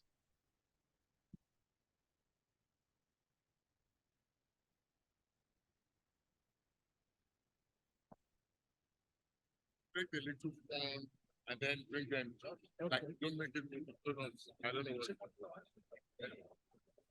Yeah, Mary. 1, 2, 3. Please start forward. Oh yeah, come. The three of you. Oh yeah, follow. Yes, follow. Yes. 1, 2, 3. Okay, I look this way. Yes, the guy with pen, with barrow. Oh yeah, please come. Be sharp in your question. Be brief in your question. And be direct. If you think you listen very well, you're sure you listen very well, you have good questions to ask, and you are ready to win Just the waiting to win. prize. Yes. You are ready to win the prize. Forward. You Just raise up your hand question for you. You tell us your name, your class, your question. Assalamu alaikum wa rahmatullahi wa barakatuh. My name is Lawal Shuaib. I'm in GS 3A. And the question I'm about to ask is, up till now, I'm in GS 3, about to go to SS1. I still can't find my talent. So I'm asking, how will I find my talent? A round of applause for him. Yes. Sirs, I hope you listen, sir. He said he's in GS3 now, going to SS1. He still cannot find his talent. How can he find his talent? Or when will he find it? That is one of the reasons you are here today. Yes, second question. Assalamu alaikum wa rahmatullahi wa barakatuh. My name is Ibrahim Isiaq. I am JSS1. And my question is it by your big dreams or by your talents make you somebody? Thank you. The question is straightforward. Is it by that make you somebody, or by your talent that you become somebody? Are you with me, sir? It's a simple question. The third person, you come. Assalamu alaikum wa rahmatullahi wa barakatuh. My name is Bangbe Adebola. I am in GST. My question is, are is it your parents that had to pick your dreams, or you pick your dreams yourself? Did you hear me, sir? Okay. Is it your parents that will pick your dream, or you pick your dream by yourself? Is it your parent that will dream for you, or you will dream for yourself? Yeah. Assalamu alaikum warahmatullahi wabarakatuh. My name is Abdulaziz Alami. I'm in GSS 1A. You said that we should make a good decision, but I cannot make a good decision because when I make a good decision, another thing will come to my mind and it's like going to kick the good decision away and going to bring another decision that I'm going to make. But the good one, I'm not going to be able to make it. Why? His question is quite, it's very technical. He has a mind of doing something wonderful, good decision, but he just realized that over time he's not able to stand by it. Okay, good. All right. Assalamu alaikum warahmatullahi wabarakatuh. My name is Abdul Malik Omoloju. I want to ask that how can you choose between different careers?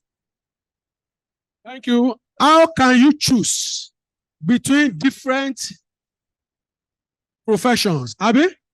Yeah, thank you. Thank you. Please, after this chap, nobody should join them again. After this man. Assalamu alaikum warahmatullahi wabarakatuh. My name is Ismail Abdul Qawi. I'm just why going to just 2. My question is that can students like me start career from small age? Can students like me start their career from small age? Yes. Okay. He's in GS1, going to GS2. He's asking, can he start thinking about career? Let us assume he doesn't understand it. Let us put it that can he start thinking about his career at this level? Let us put it in that manner. Assalamu alaikum warahmatullahi wabarakatuh. My name is Diego Slima. I am in GS3. I want to ask that how does education affect entrepreneur? How does education affect entrepreneur? Apparently, he wanted to know if skills and education can go together. Yes. Come. Assalamu alaikum wa rahmatullahi wa barakatuh. My name is Aro Shaye Mazid. I am in GS1A going to GS2.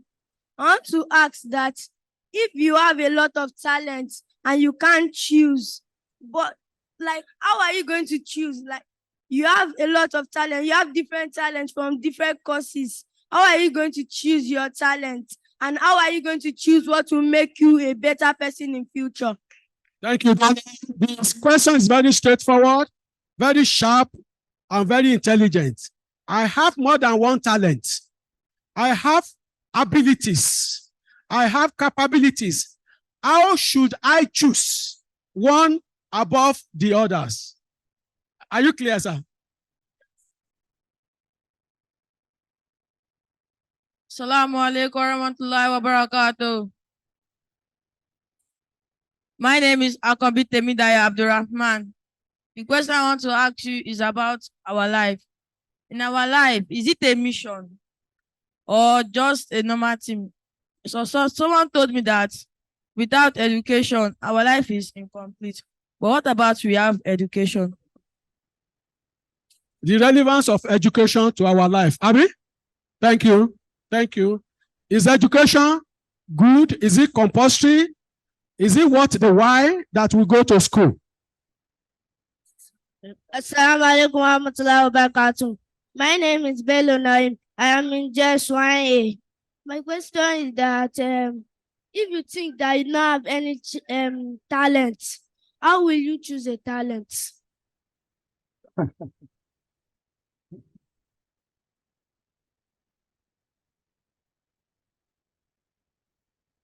The young boy is asking.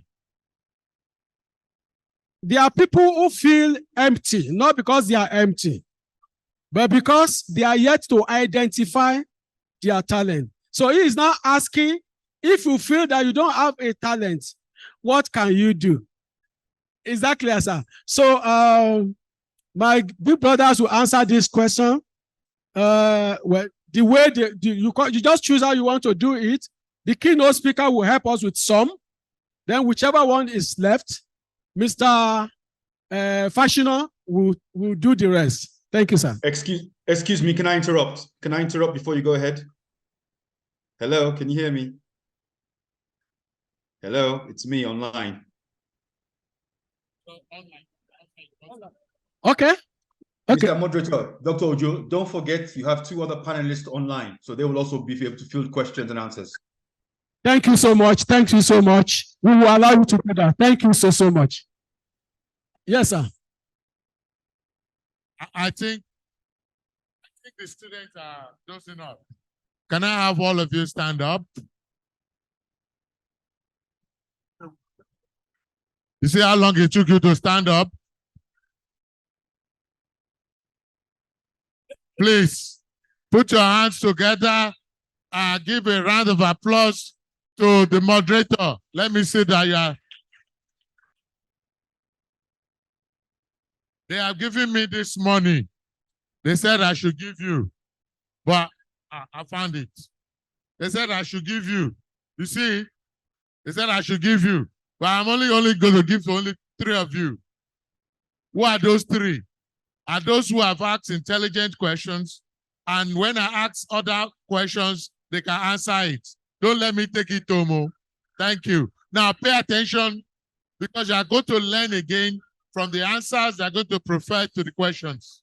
Thank you. Thank you. Thank you very much. Thank you, Mr. Moderator. Thank you, MC. Please, students, please, can you sit down? Please, you can sit down. You can sit down.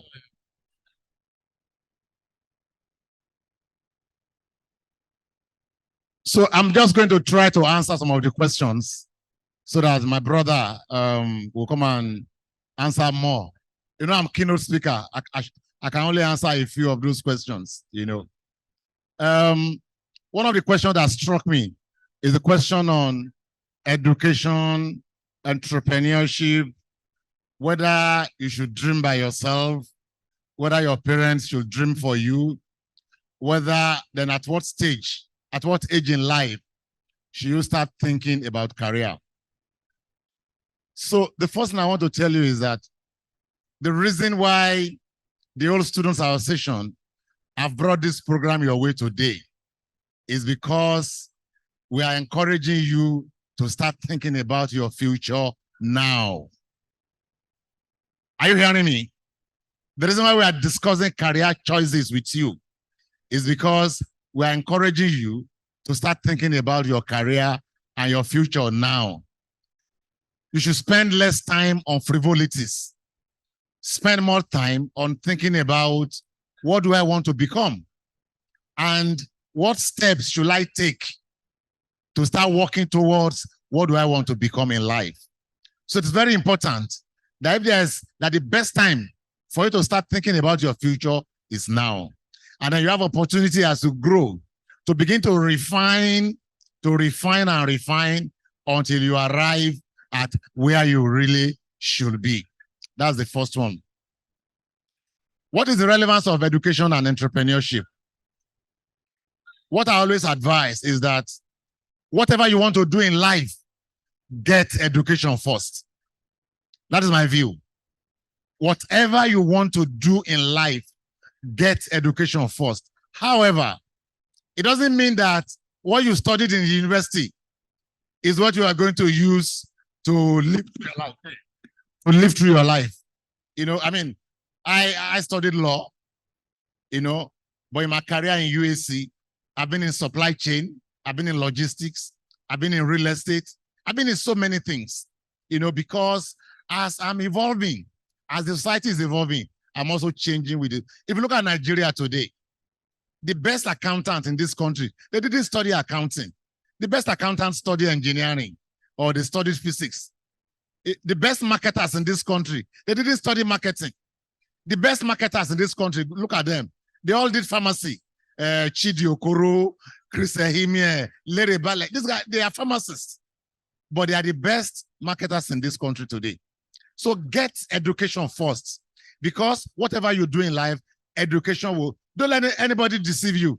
They will say, after all, whiskey didn't go to school. For every whiskey that you see that succeeds, there are millions of whiskey who are still in Ojuelegba. They are still under the bridge. So get education. Education will help you with entrepreneurship, and it will help you to get to your destination. Thank you very much, and God bless. God bless you, sir. Thank you. A round of applause for him.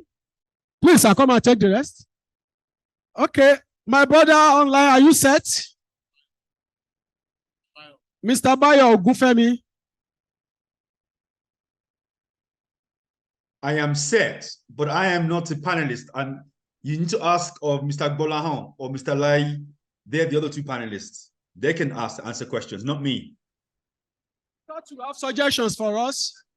You have? Mr. Lai, would you like to take one of the questions and answer it? Oh, we will get to them, no problem. We'll get to them. Thank you so much for your observation.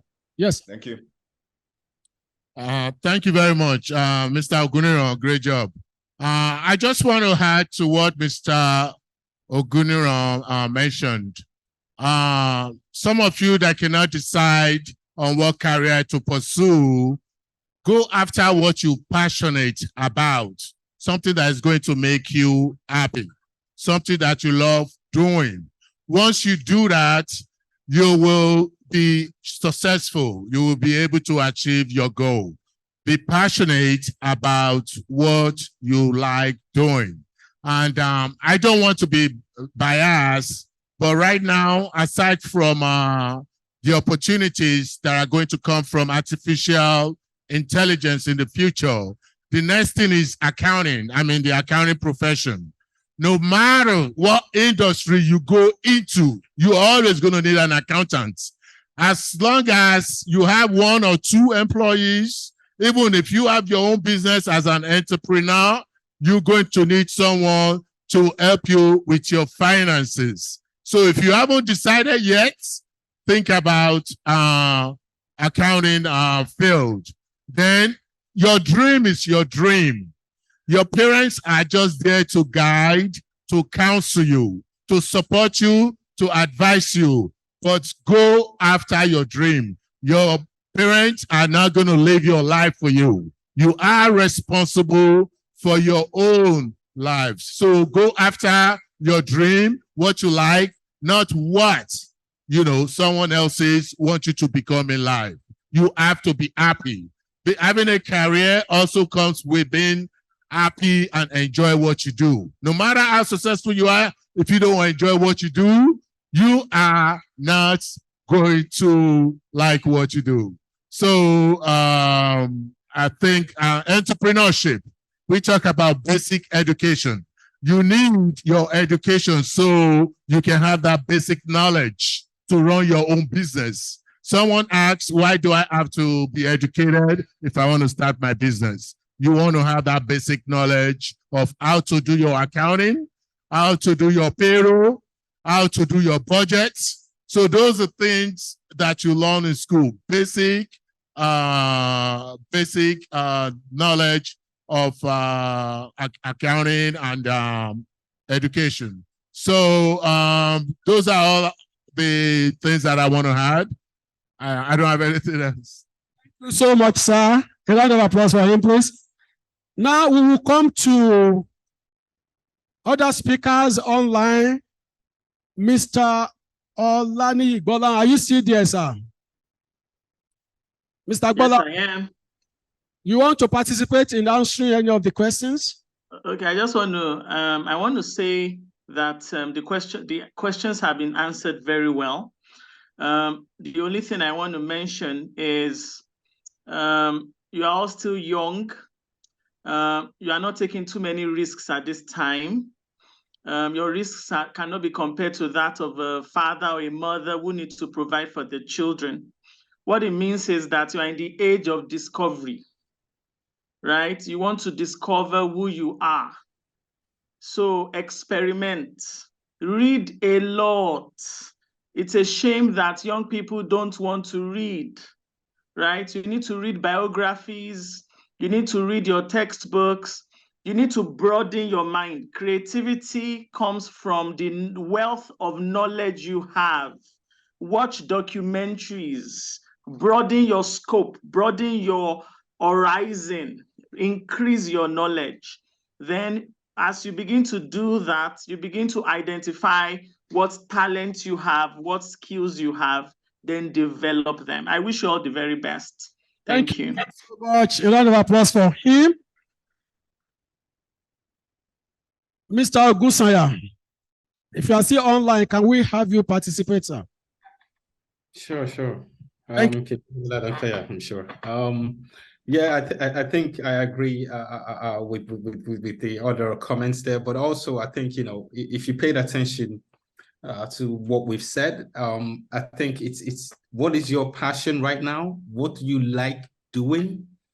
And then think of what you like doing and try and connect that to industry or to potential opportunities. Do you like gaming? Then you need to start looking at AI and the creation of content using artificial intelligence. All you do is type messages to create a whole video content right now. Do you like fashion? Look online and see, you know, what is out there in terms of the trends. Can you create something locally, or do you know a tailor locally that you can partner with to take them online or to take them into your audience or your uncle's audience? Find a way. So basically find what you're good at. If you're good at sports, and you're looking to get into marketing or whatever, start creating content. If you're pharmaceutical, start looking at how you can use technology to help pharmacies locally sell their products better.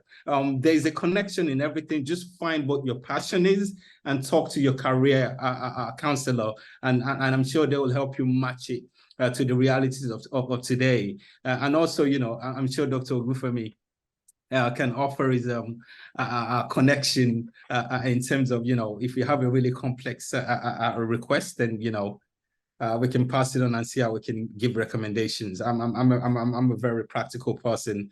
I don't just believe in talking. I believe in making things happen. So if there are ways that we can set up some kind of a special program around counseling through the counselors that are on the ground at the moment, then, you know, thank you.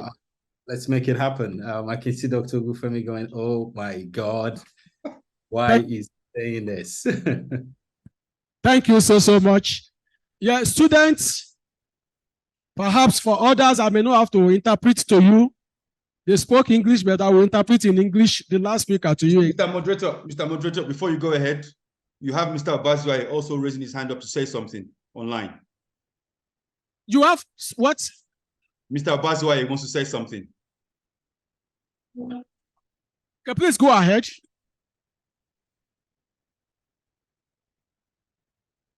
We are listening. Let me talk to you. We are waiting, Mr. Charles, Mr. Obasu. Obasu Ayeye. Please go ahead, make your contribution. We are happy that you are connected with us.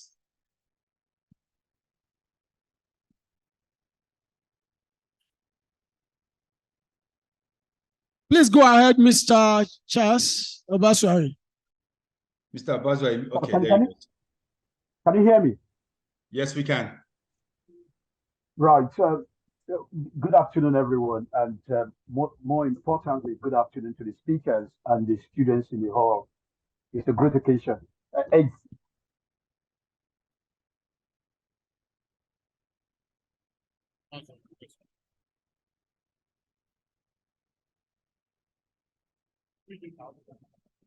Okay, this is what Mr. Obaswaye wants to say.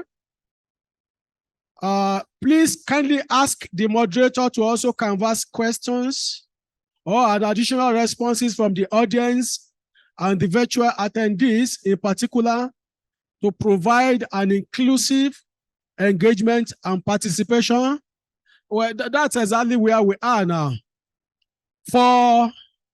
Well, let me say this before we go to that. For the students, what Mr. Ogusanya said is that you develop your passion. There should be a connection between your passion, what you enjoy doing, what you can do seamlessly, what you can do that will create happiness in you. Are you a footballer? It doesn't stop you from going to school. Are you, what do you enjoy to do in life? That which you enjoy will have become a passion for you, and you can grow it and become who God wants you to be. That will not stop you from going to school as well.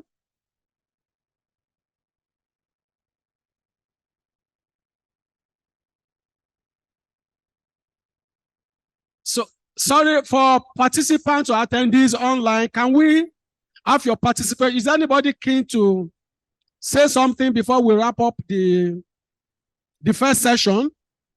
I would like to say a few words, if I may. So good afternoon to the panelists. Let me take this advanced moment to say thank you very much for your contribution to my alumni. Thanks to the MC and obviously my brother, the moderator. In addition, I would like to say a couple of things. So give you some background. So I am a technologist like Mr. Gusonya. I left the school in the 80s, so I don't know Dr. Ojo, but I know Sata very well. We were both troublesome guys at school, and the rest of them in the hall, they were my seniors. But more importantly, there was a question that was asked by one of the young, I think it was in JS2 or JS1, that if I dream today and I have another dream, my dream changes, how does that affect my career ambitions?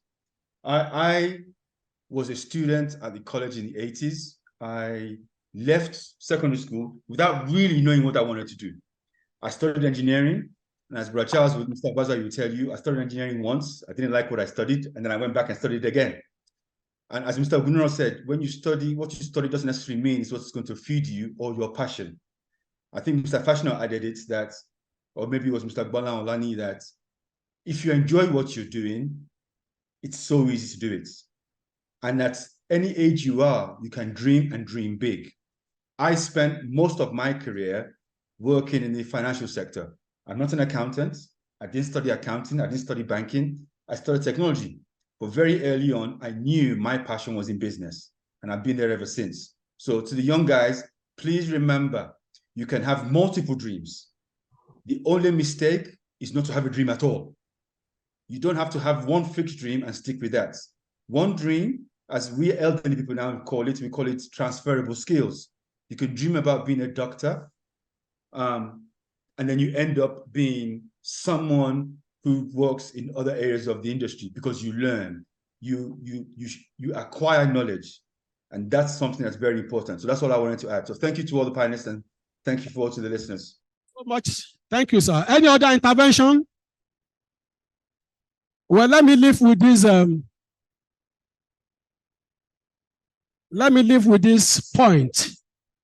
Personally, I feel highly gratified that if hearing those children ask questions, I want to thank God, and I want to commend the teachers, specifically the questions asked this afternoon.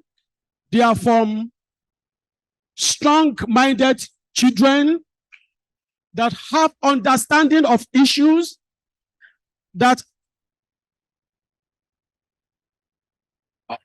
on the average, they are beginning to look ahead. And I thank you for grooming them. It means that there is a future, a greater future for these children. And I pray once again, you will be bigger than all of us gathered together by the grace of God. On this note, I will be signing out. I appreciate the keynote speaker once again for making my day, Mr. Fashina, Mr. Ogusanya, and Mr. Gbolahan. It's one thing to seems to be dictating to adults. It's another thing for them to agree with you. I thank you for honoring me by sticking to time, making my job much, much easier. I thank the organizers for this program again. Thank you for listening, and God bless us. A round of applause for the moderator. Thank you. Let me at this moment recognize the arrival of the movement and the owners of the school who have come to join us in the celebration of the Founders 75th Founders Day. Leading the distinguished team is Alhaji Mubashir Ojelade, who himself is an old boy of this college. A round of applause for them. They are the one dressed in the angelic dresses. They are all white. Some of them just came back from Hajj yesterday. Let me at that point also recognize Alhaja Morayo Adebanjo, who loved us so much that she came back from Mecca last night and she's able to be here this morning. Put your hands together for her. She's also an old, I was going to say an old boy. Sorry. Well, at the bar, there are no ladies. So she's an old boy of our college. All right. And there are a lot other distinguished men and women that are here. But permit me at this time to bring to the podium one person who inspires most of us. I'm a beneficiary of a career guidance lecture like this that I held in this auditorium sometimes in 1980. My mind was never made. But in 1980, we had Dr. Fari was speaking on that podium. And some others was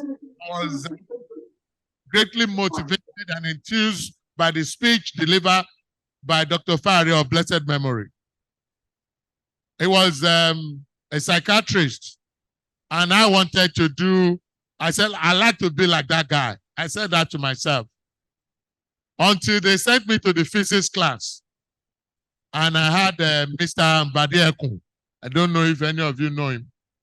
They were Ghanaians, and my knuckles almost got torn by rulers because I wasn't getting my physics right.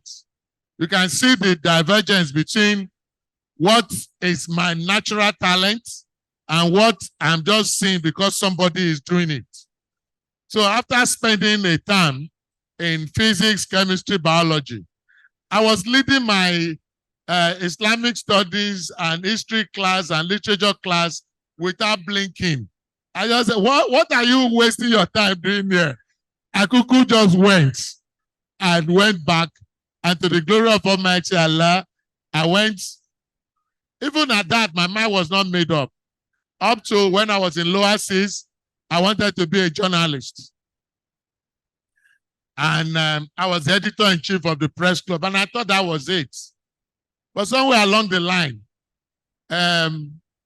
Professor Ekundayo Simpson said to me, he said, but you can go and read law in LASU. Why are you struggling to come and do mass comm in Unilag?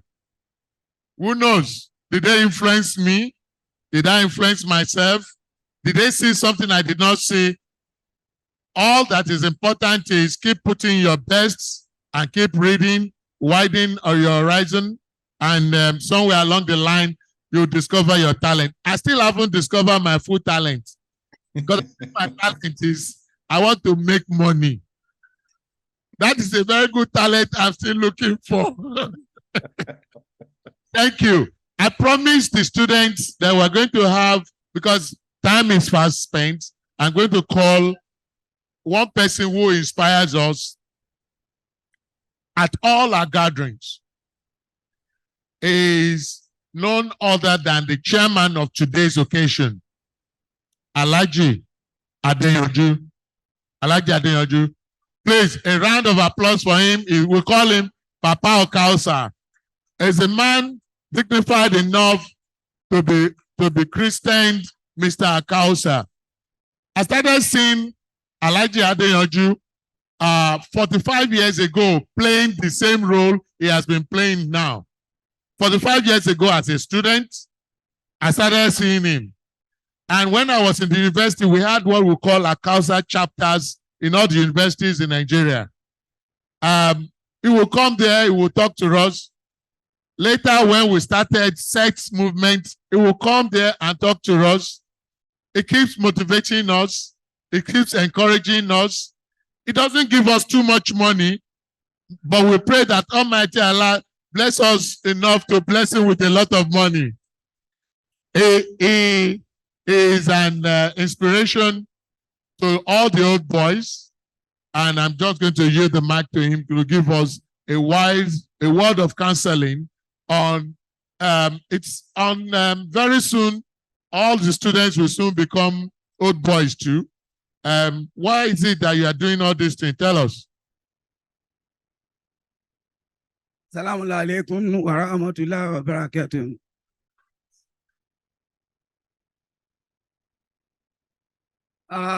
With due respect to Allah, and I want to congratulate my speakers. Thank you very much. The Awad Islam movement, I want to congratulate you, sir, for witnessing today. Thank you very much. To the entire members of Acaosa, thank you very much too for attending this occasion. There is one line I want to give, and that line belongs to the students. This present and World Model College is not what is celebrating 75 years old. We started this school from Sakatinimbu Memorial in 1948. So please note this, the students. And that is what makes up this place. From Sakatinumbu to Amanda Agege, Amanda Agege to what you are today. That is what encompasses the old student association. So please, students, take note of that. We started from Sakatinumbu Olushi in 1948. Summing up to what it is today, 75 years old. I think in a nutshell, Rabbana takabali minana kanta semina alim. Atuba alayna ya maulana nakata ghafur rahim. Waghfir lana warihamna anta maulana ansurina ala liqawmil kafirin. Subhana rabbika rabbil izzati amma yasifun. Wassalamu ala mursalin. Alhamdulillahi rabbil alamin. Today is a Friday. We have a short time.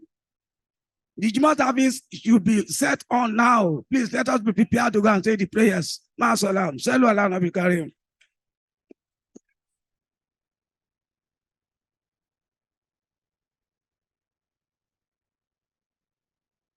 That is not a good enough round of applause from the student. That is the oldest. That is the oldest old boy present in this auditorium. Another round of applause for him. Okay, he's over 80, and he had just told me, he said I should not call him old boy again. He said I should call him the youngest old boy in the auditorium. Thank you, Alhaji Adeyanju. I promised I was going to give a prize, and I will just ask a question from those of you, if you think you are listening. Tell me who said, if you know the answer, don't say it, just raise up your hand. Who said today is a gift? That is why it is called present. Who said it? What is his name? And where is he from?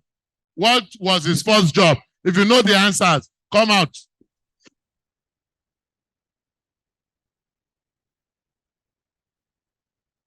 Going, that is the 10,000 naira answer. If you know it, come out. If you know it, come out.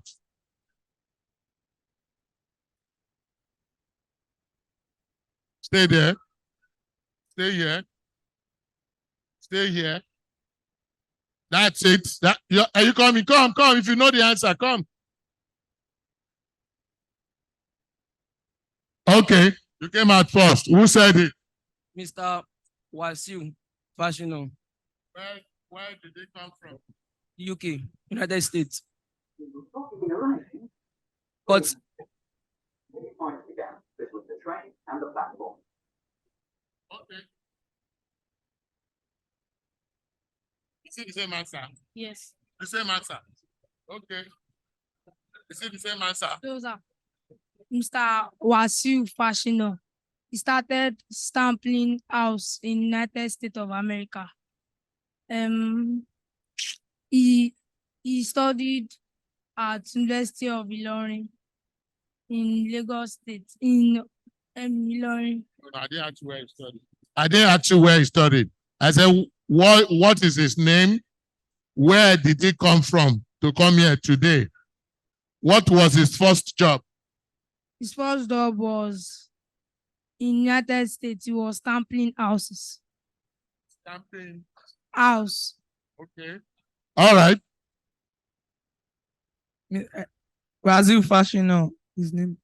What is his first job? He was an architect. Okay. Where does he come from? US. Okay. Is it the same answer? That guy. Which answer? Star Wars Shoe Fashion. Where does he come from? Where? United Where? States. United States. Chicago. Chicago. Okay. And what was his first job?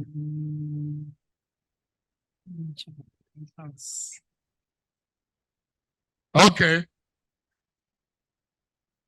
Now you've all listened. And now you are the judges. Which of them came closest to it?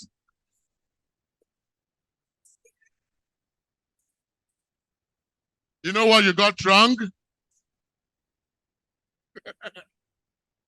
Why not just distribute the money for Okay. What you got wrong that he came from UK? Okay. What did you say? United States. It's too late now. You told me UK, and you adopted his answer. That is Jew. No, they can stay for another question. Now repeat your own questions again. What was his first job? He started stamping house in Okay, you didn't get that. You got that. Court system. Okay, you got that. And then it's from the US. Yes. Okay. I think it's 1-1. He only flung UK and yeah, he got to US. For you, what's your question again? Where did he say he come from? US. And what was his first job? Architect. Architect. That one is out of it. Did you adopt this answer? Okay, which answer did you adopt? Never said his job, but I said was from US. Okay, so the closest person to the closest to it are 1, 2, and 3. Why? Because he adopted his own answer. They are the closest to it. So stay there. Question number 2. You may have it. Question number 2. Who spoke about disruptive innovation and what does it mean? Do you know? Anybody in the audience who can join? Disruptive innovation and what does it mean to be disruptive? You must know his name, where he spoke from. You know?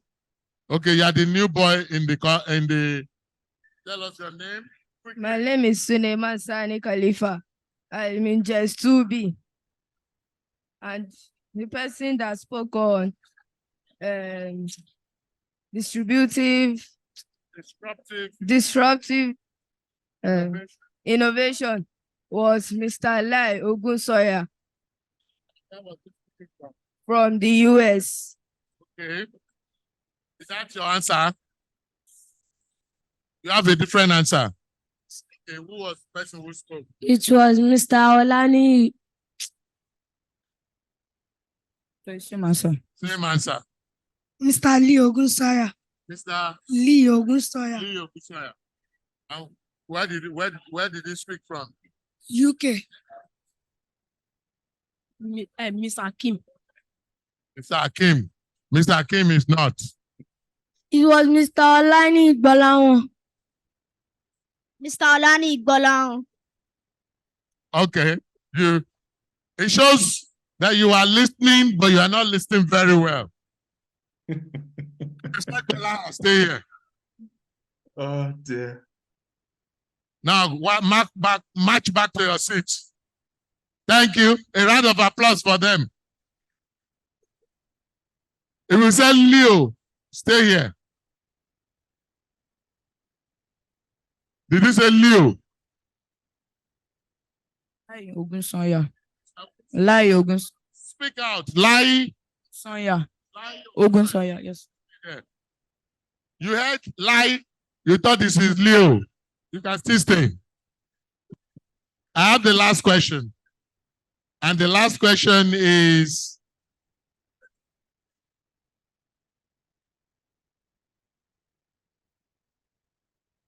what was his first job? Which company? Which was the first company that Mr. Lai Ogunsanya worked for with his A levels before he went to the university? First company. This is the final one. Oh. If you know this one, you get the 10,000. All of you. There's gain in listening. Oh. All of you. Elgin. Elgin.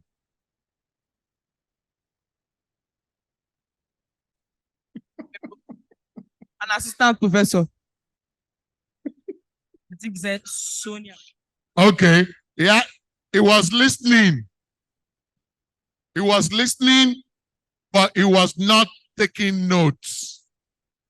He was listening, he was not taking note. So he remembered that the person worked for one big electronic company, but it is not LG.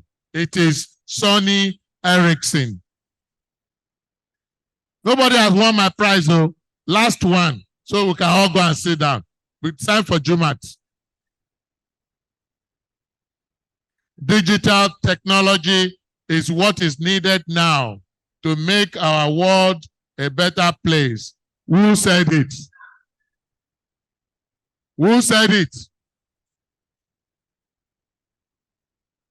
If you are ready, call me. Mr. Niyo Ogunsoya. Niyo Ogunsoya. Mr. Lai Ogunsanya. Mr. Lai Ogunsanya. Mr. Lai Ogunsanya.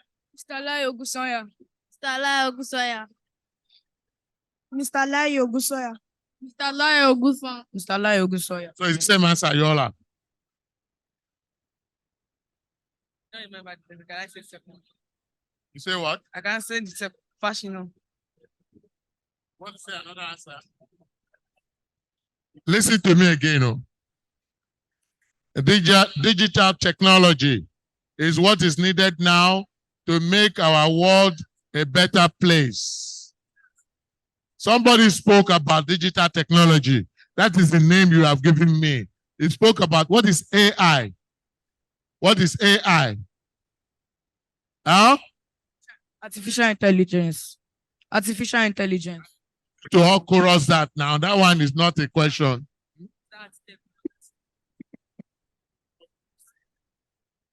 Okay, if you say, sir, I give the mic now, you're not doing. Yes. Come. Mr. Olani Igbolan. Mr. Olani Igbolan. Okay. Who spoke about drone? And what did he say we are doing with drones in Nigeria now? He spoke about drone. He spoke about a lot of things. He now said, in Nigeria, we are using drones to do one particular thing. If you are sure, come here. You are sure? Stand here. Mr. Olani Ogunsoya. He said millennial aviation. It is, you use the drone to take phones from the airport to the users. Mr. Lai Olusola said we're using drones in the agricultural sector. Put your hands together for him. I just want the 10,000 naira. Come and say it. It was a small point. You have to pay attention to everything. Mr. Lai Olusola. He said we are using drones in the agricultural sector of Nigeria. Mr. Lai Ogunsanya, while speaking to us, said He was speaking a lot about artificial intelligence, and he said, we are now using drones in Nigeria. Do you know what they call drones? That thing you can put. And then we're now using it in the agricultural sector to spray, to plant. Put your hands together. Number one. Your full name. My name is Adewale Ridwan. I'm from SS2A. I'm a science student. Put your hands together for him. He has won the 10,000 naira. It's time now. It's time now to call on the chairman. Number two. Number two, come. Number three, come. The rest of you, sit in front. I will see you. Sit in front. I'll see you. I've counted you. All right. So one. So you have the 10,000. You have the 7,000. And you have the 5,000. Thank you. Thank you. Go take your seat. At this point, I'd like to call on Alaji. Mr. Satan, can I make an interjection, please? Kilo saw. So there's one announcement Mr. Abaza was trying to make when you couldn't hear him. So for the benefit of the students in particular, as part of Acaosa UK's deliverables to the alumni, we are setting up a mentoring session. And a prelude to that will be a counseling career coaching session. So we are working with staff currently. They help the students understand where their passions are, what their likes are, and then they'll be paired up with mentors going forward. So I think it's important information for the students. Thank you very much. A round of applause for the UK branch of Acaosa. If you didn't hear what he said, they have decided to take on the mantle of setting up, of taking care of the a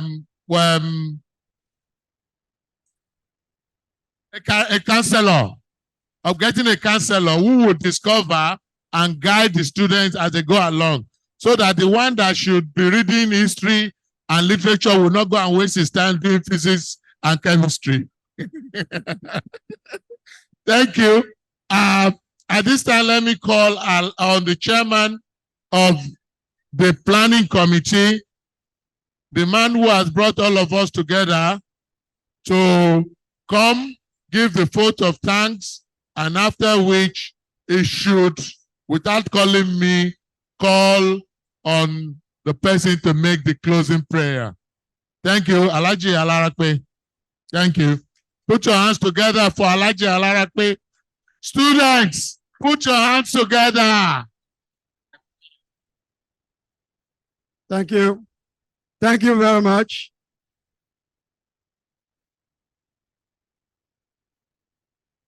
I would like to say a big thank you to my honorable moderator, Dr. Adekunle Ojo, SAN. Thank you very much for guiding us through this event today. We really, really appreciate you. Thank you very much. Now, I want to say a special thanks to all my honorable speakers, keynote speaker, Mr. Wasiu Fashina, keynote speaker, Mr. Oguniro Akim, Mr. Wasiu Fashina, Mr. Lai Ogusoya, and lastly, Mr. Bolahon. I can't thank you enough, but I'm sure you know how these kids feel today. But because what you've done for us and to this crowd today is more than what money can give them. So we appreciate you. Thank you very much. Let me now start from the head. And the head is the national movement of Anwar Islam movement of Nigeria. The national president himself present, along with the ESCO members, to grace this occasion with us. That's to tell you how important this is, not only to the students and the parents, but always also to the owners of the college. We cannot thank Acaosa enough for all that you are doing.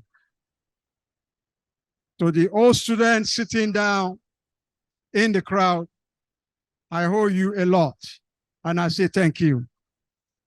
I start from the number one citizen of Acaosa family, President General, Mr. Mohammed Awal Pedro, SAN, FCI, ARB, is Executive Council members, the National Executive Committee for Acaosa, and especially my planning committee for this 75th Founders Day celebration. I thank all of you, and I don't even have enough, I don't know the right word to appreciate your support, your dedication to make this day happen. For all that you put in, you and I know all that you put in, and I say a massive thank you to all of you. As we live here today, I'd like you to remember one thing. Every day is special. And to these youngsters today, in 25 years to come, when they come to celebrate the century of this great institution, they will look back and reflect on what you guys have done, have given to them today, and they will thank you. So on behalf of the students, I am thanking everyone that is involved in this, putting this event together today. I say thank you very much. May God Almighty bless you. God Almighty continue to assist you in all your endeavors. My name is Abdurrahman Adisa Alarakwe, Chairman, Planning Committee for the 75th Anniversary Founders Day. Thank you very much. I think at this time, I'm going to ask the indulgence of the National President, Alhaj Mubashir Ojelade, our father, to assist us in making presentations. It is only after these presentations to our speakers that we will now have the closing prayer. So, Alhaji sir.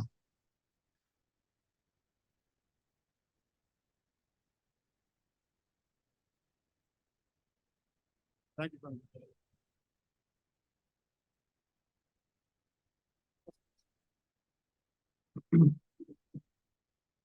Dr. Adekunle Ojo, that's it.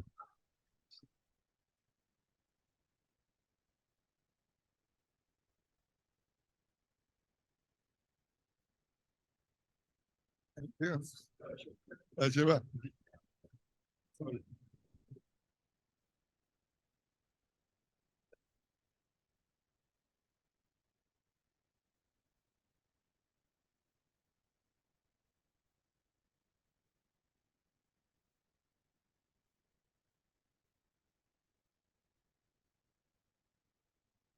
Mr. Wasiu Fashino.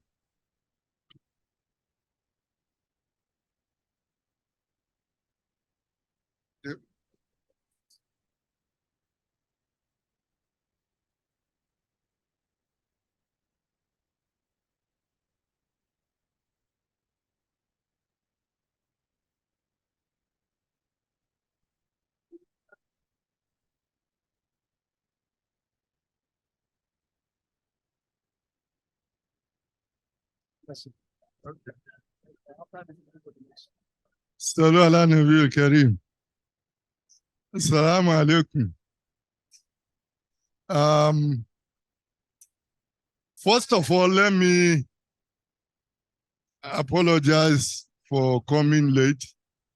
I already told Alhaji Alakwe yesterday that somebody in my family a young person like you will be graduating today.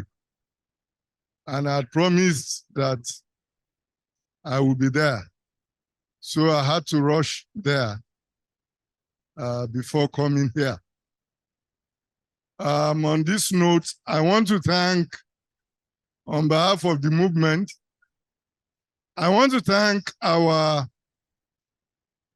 old students, our distinguished members of Acaosa for constantly keeping themselves involved on matters concerning the school and the students at all times. You always roll out one thing or the other all the time. I want to particularly express my appreciation to the guest speakers of today and all of us, all those who have contributed in one way or the other to the success of this event. I thank you. May Allah reward you all abundantly. May Allah Almighty, because all this you are doing is to lay a solid foundation for the children of other people that are here in this school. As you struggle to make the lives of these children worthy, may Allah Almighty make it easy for you to pilot the affairs of your own children. May we all live long enough to reap the fruit of our labor on all these children. You children, hello, children, hello. I hope you have enjoyed this program. You are not answering. I hope you have enjoyed this program. I hope you have benefited from this program. I hope you have benefited from this program. Before I drop the microphone, let me share a joke with you. I ended up studying law. But for career talks like this, for many years, my wish as a kid in the primary school was to become a railway driver. I'm sure you find that very funny. That was what thrilled me as a child. I wanted to be a locomotive driver. Just as my story is very similar to that of Mr. Sattar. And then later somebody said, oh, Niwako, you will be a pilot. Shebi School of Aviation here in Zaria.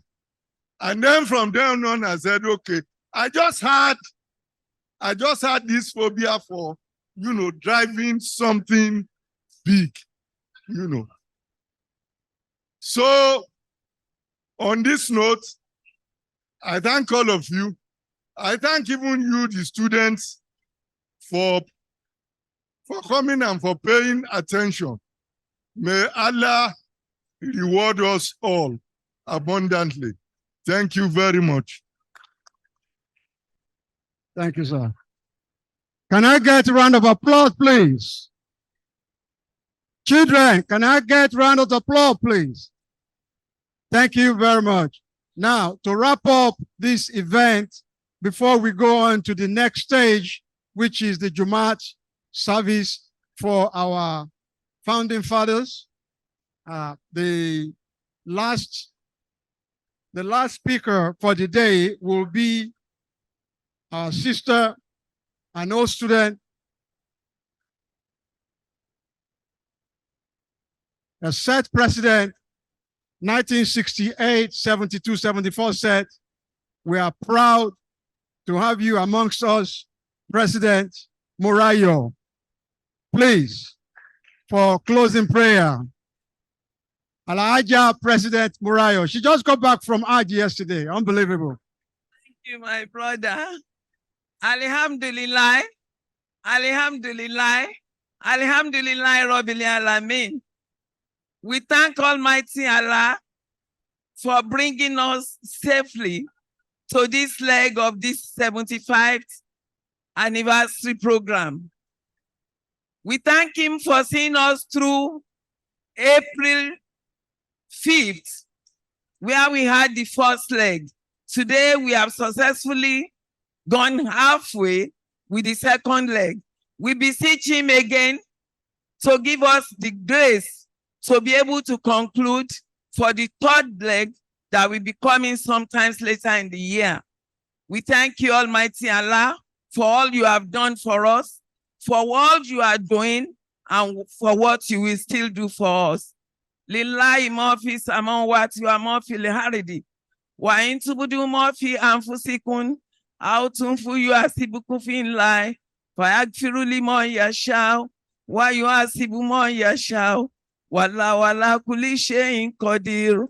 Amana rasul bima unsila ilayhi min rabbi wal mu'minun kullun amana billahi wa malaikati wa kutubi wa rusuli la nufariqu baina aydin min rusuli wa qalu sami'na wa ata'na ghufranaka rabbana wa ilaykal masir la yukallifu Allahu nafsan illa wus'aha ma kasabat wa 'alayha ma iktasabat. Rabbana wala tu'amizna inna zina hawatana. Rabbana wala ta'mili alayna isran kamu amalta wala lasina min qablina. Rabbana wala tu'amilna ma la taqata lana bi wa'fu anna waghfir lana warhamna anta maulana fansurina alal qawmil kafirin. Subhana rabbika rabbil izzati amma yasifun wa salamun alal mursalin walhamdulillahi rabbil alamin. Takbir. Allahu Akbar. Takbir. Allahu Akbar. Takbir. Allahu Akbar. Oh, hi. Alhamdulillahi Rabbil Alameen. Now, as we come to the end of this event, I say thank you. Now we can head on to the masjid here for the next item, which is the special prayer. And inshallah, we have the imams that will handle the event for us. Inshallah, please, let's not waste our time and start moving on there. Thank you very much. God bless you.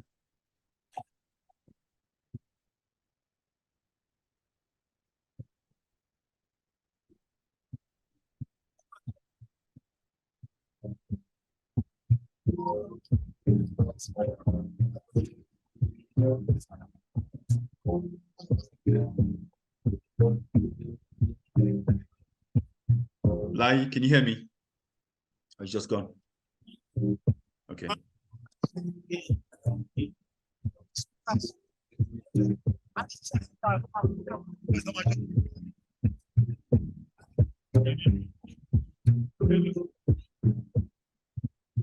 Hello, students. Hello, students. Hello, students. Dimeji, how are you?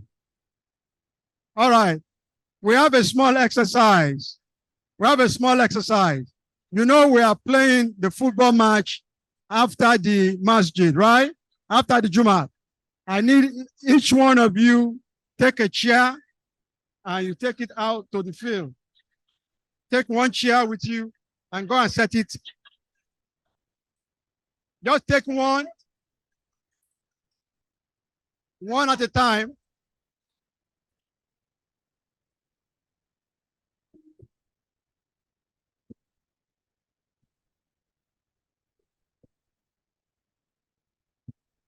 Yankos.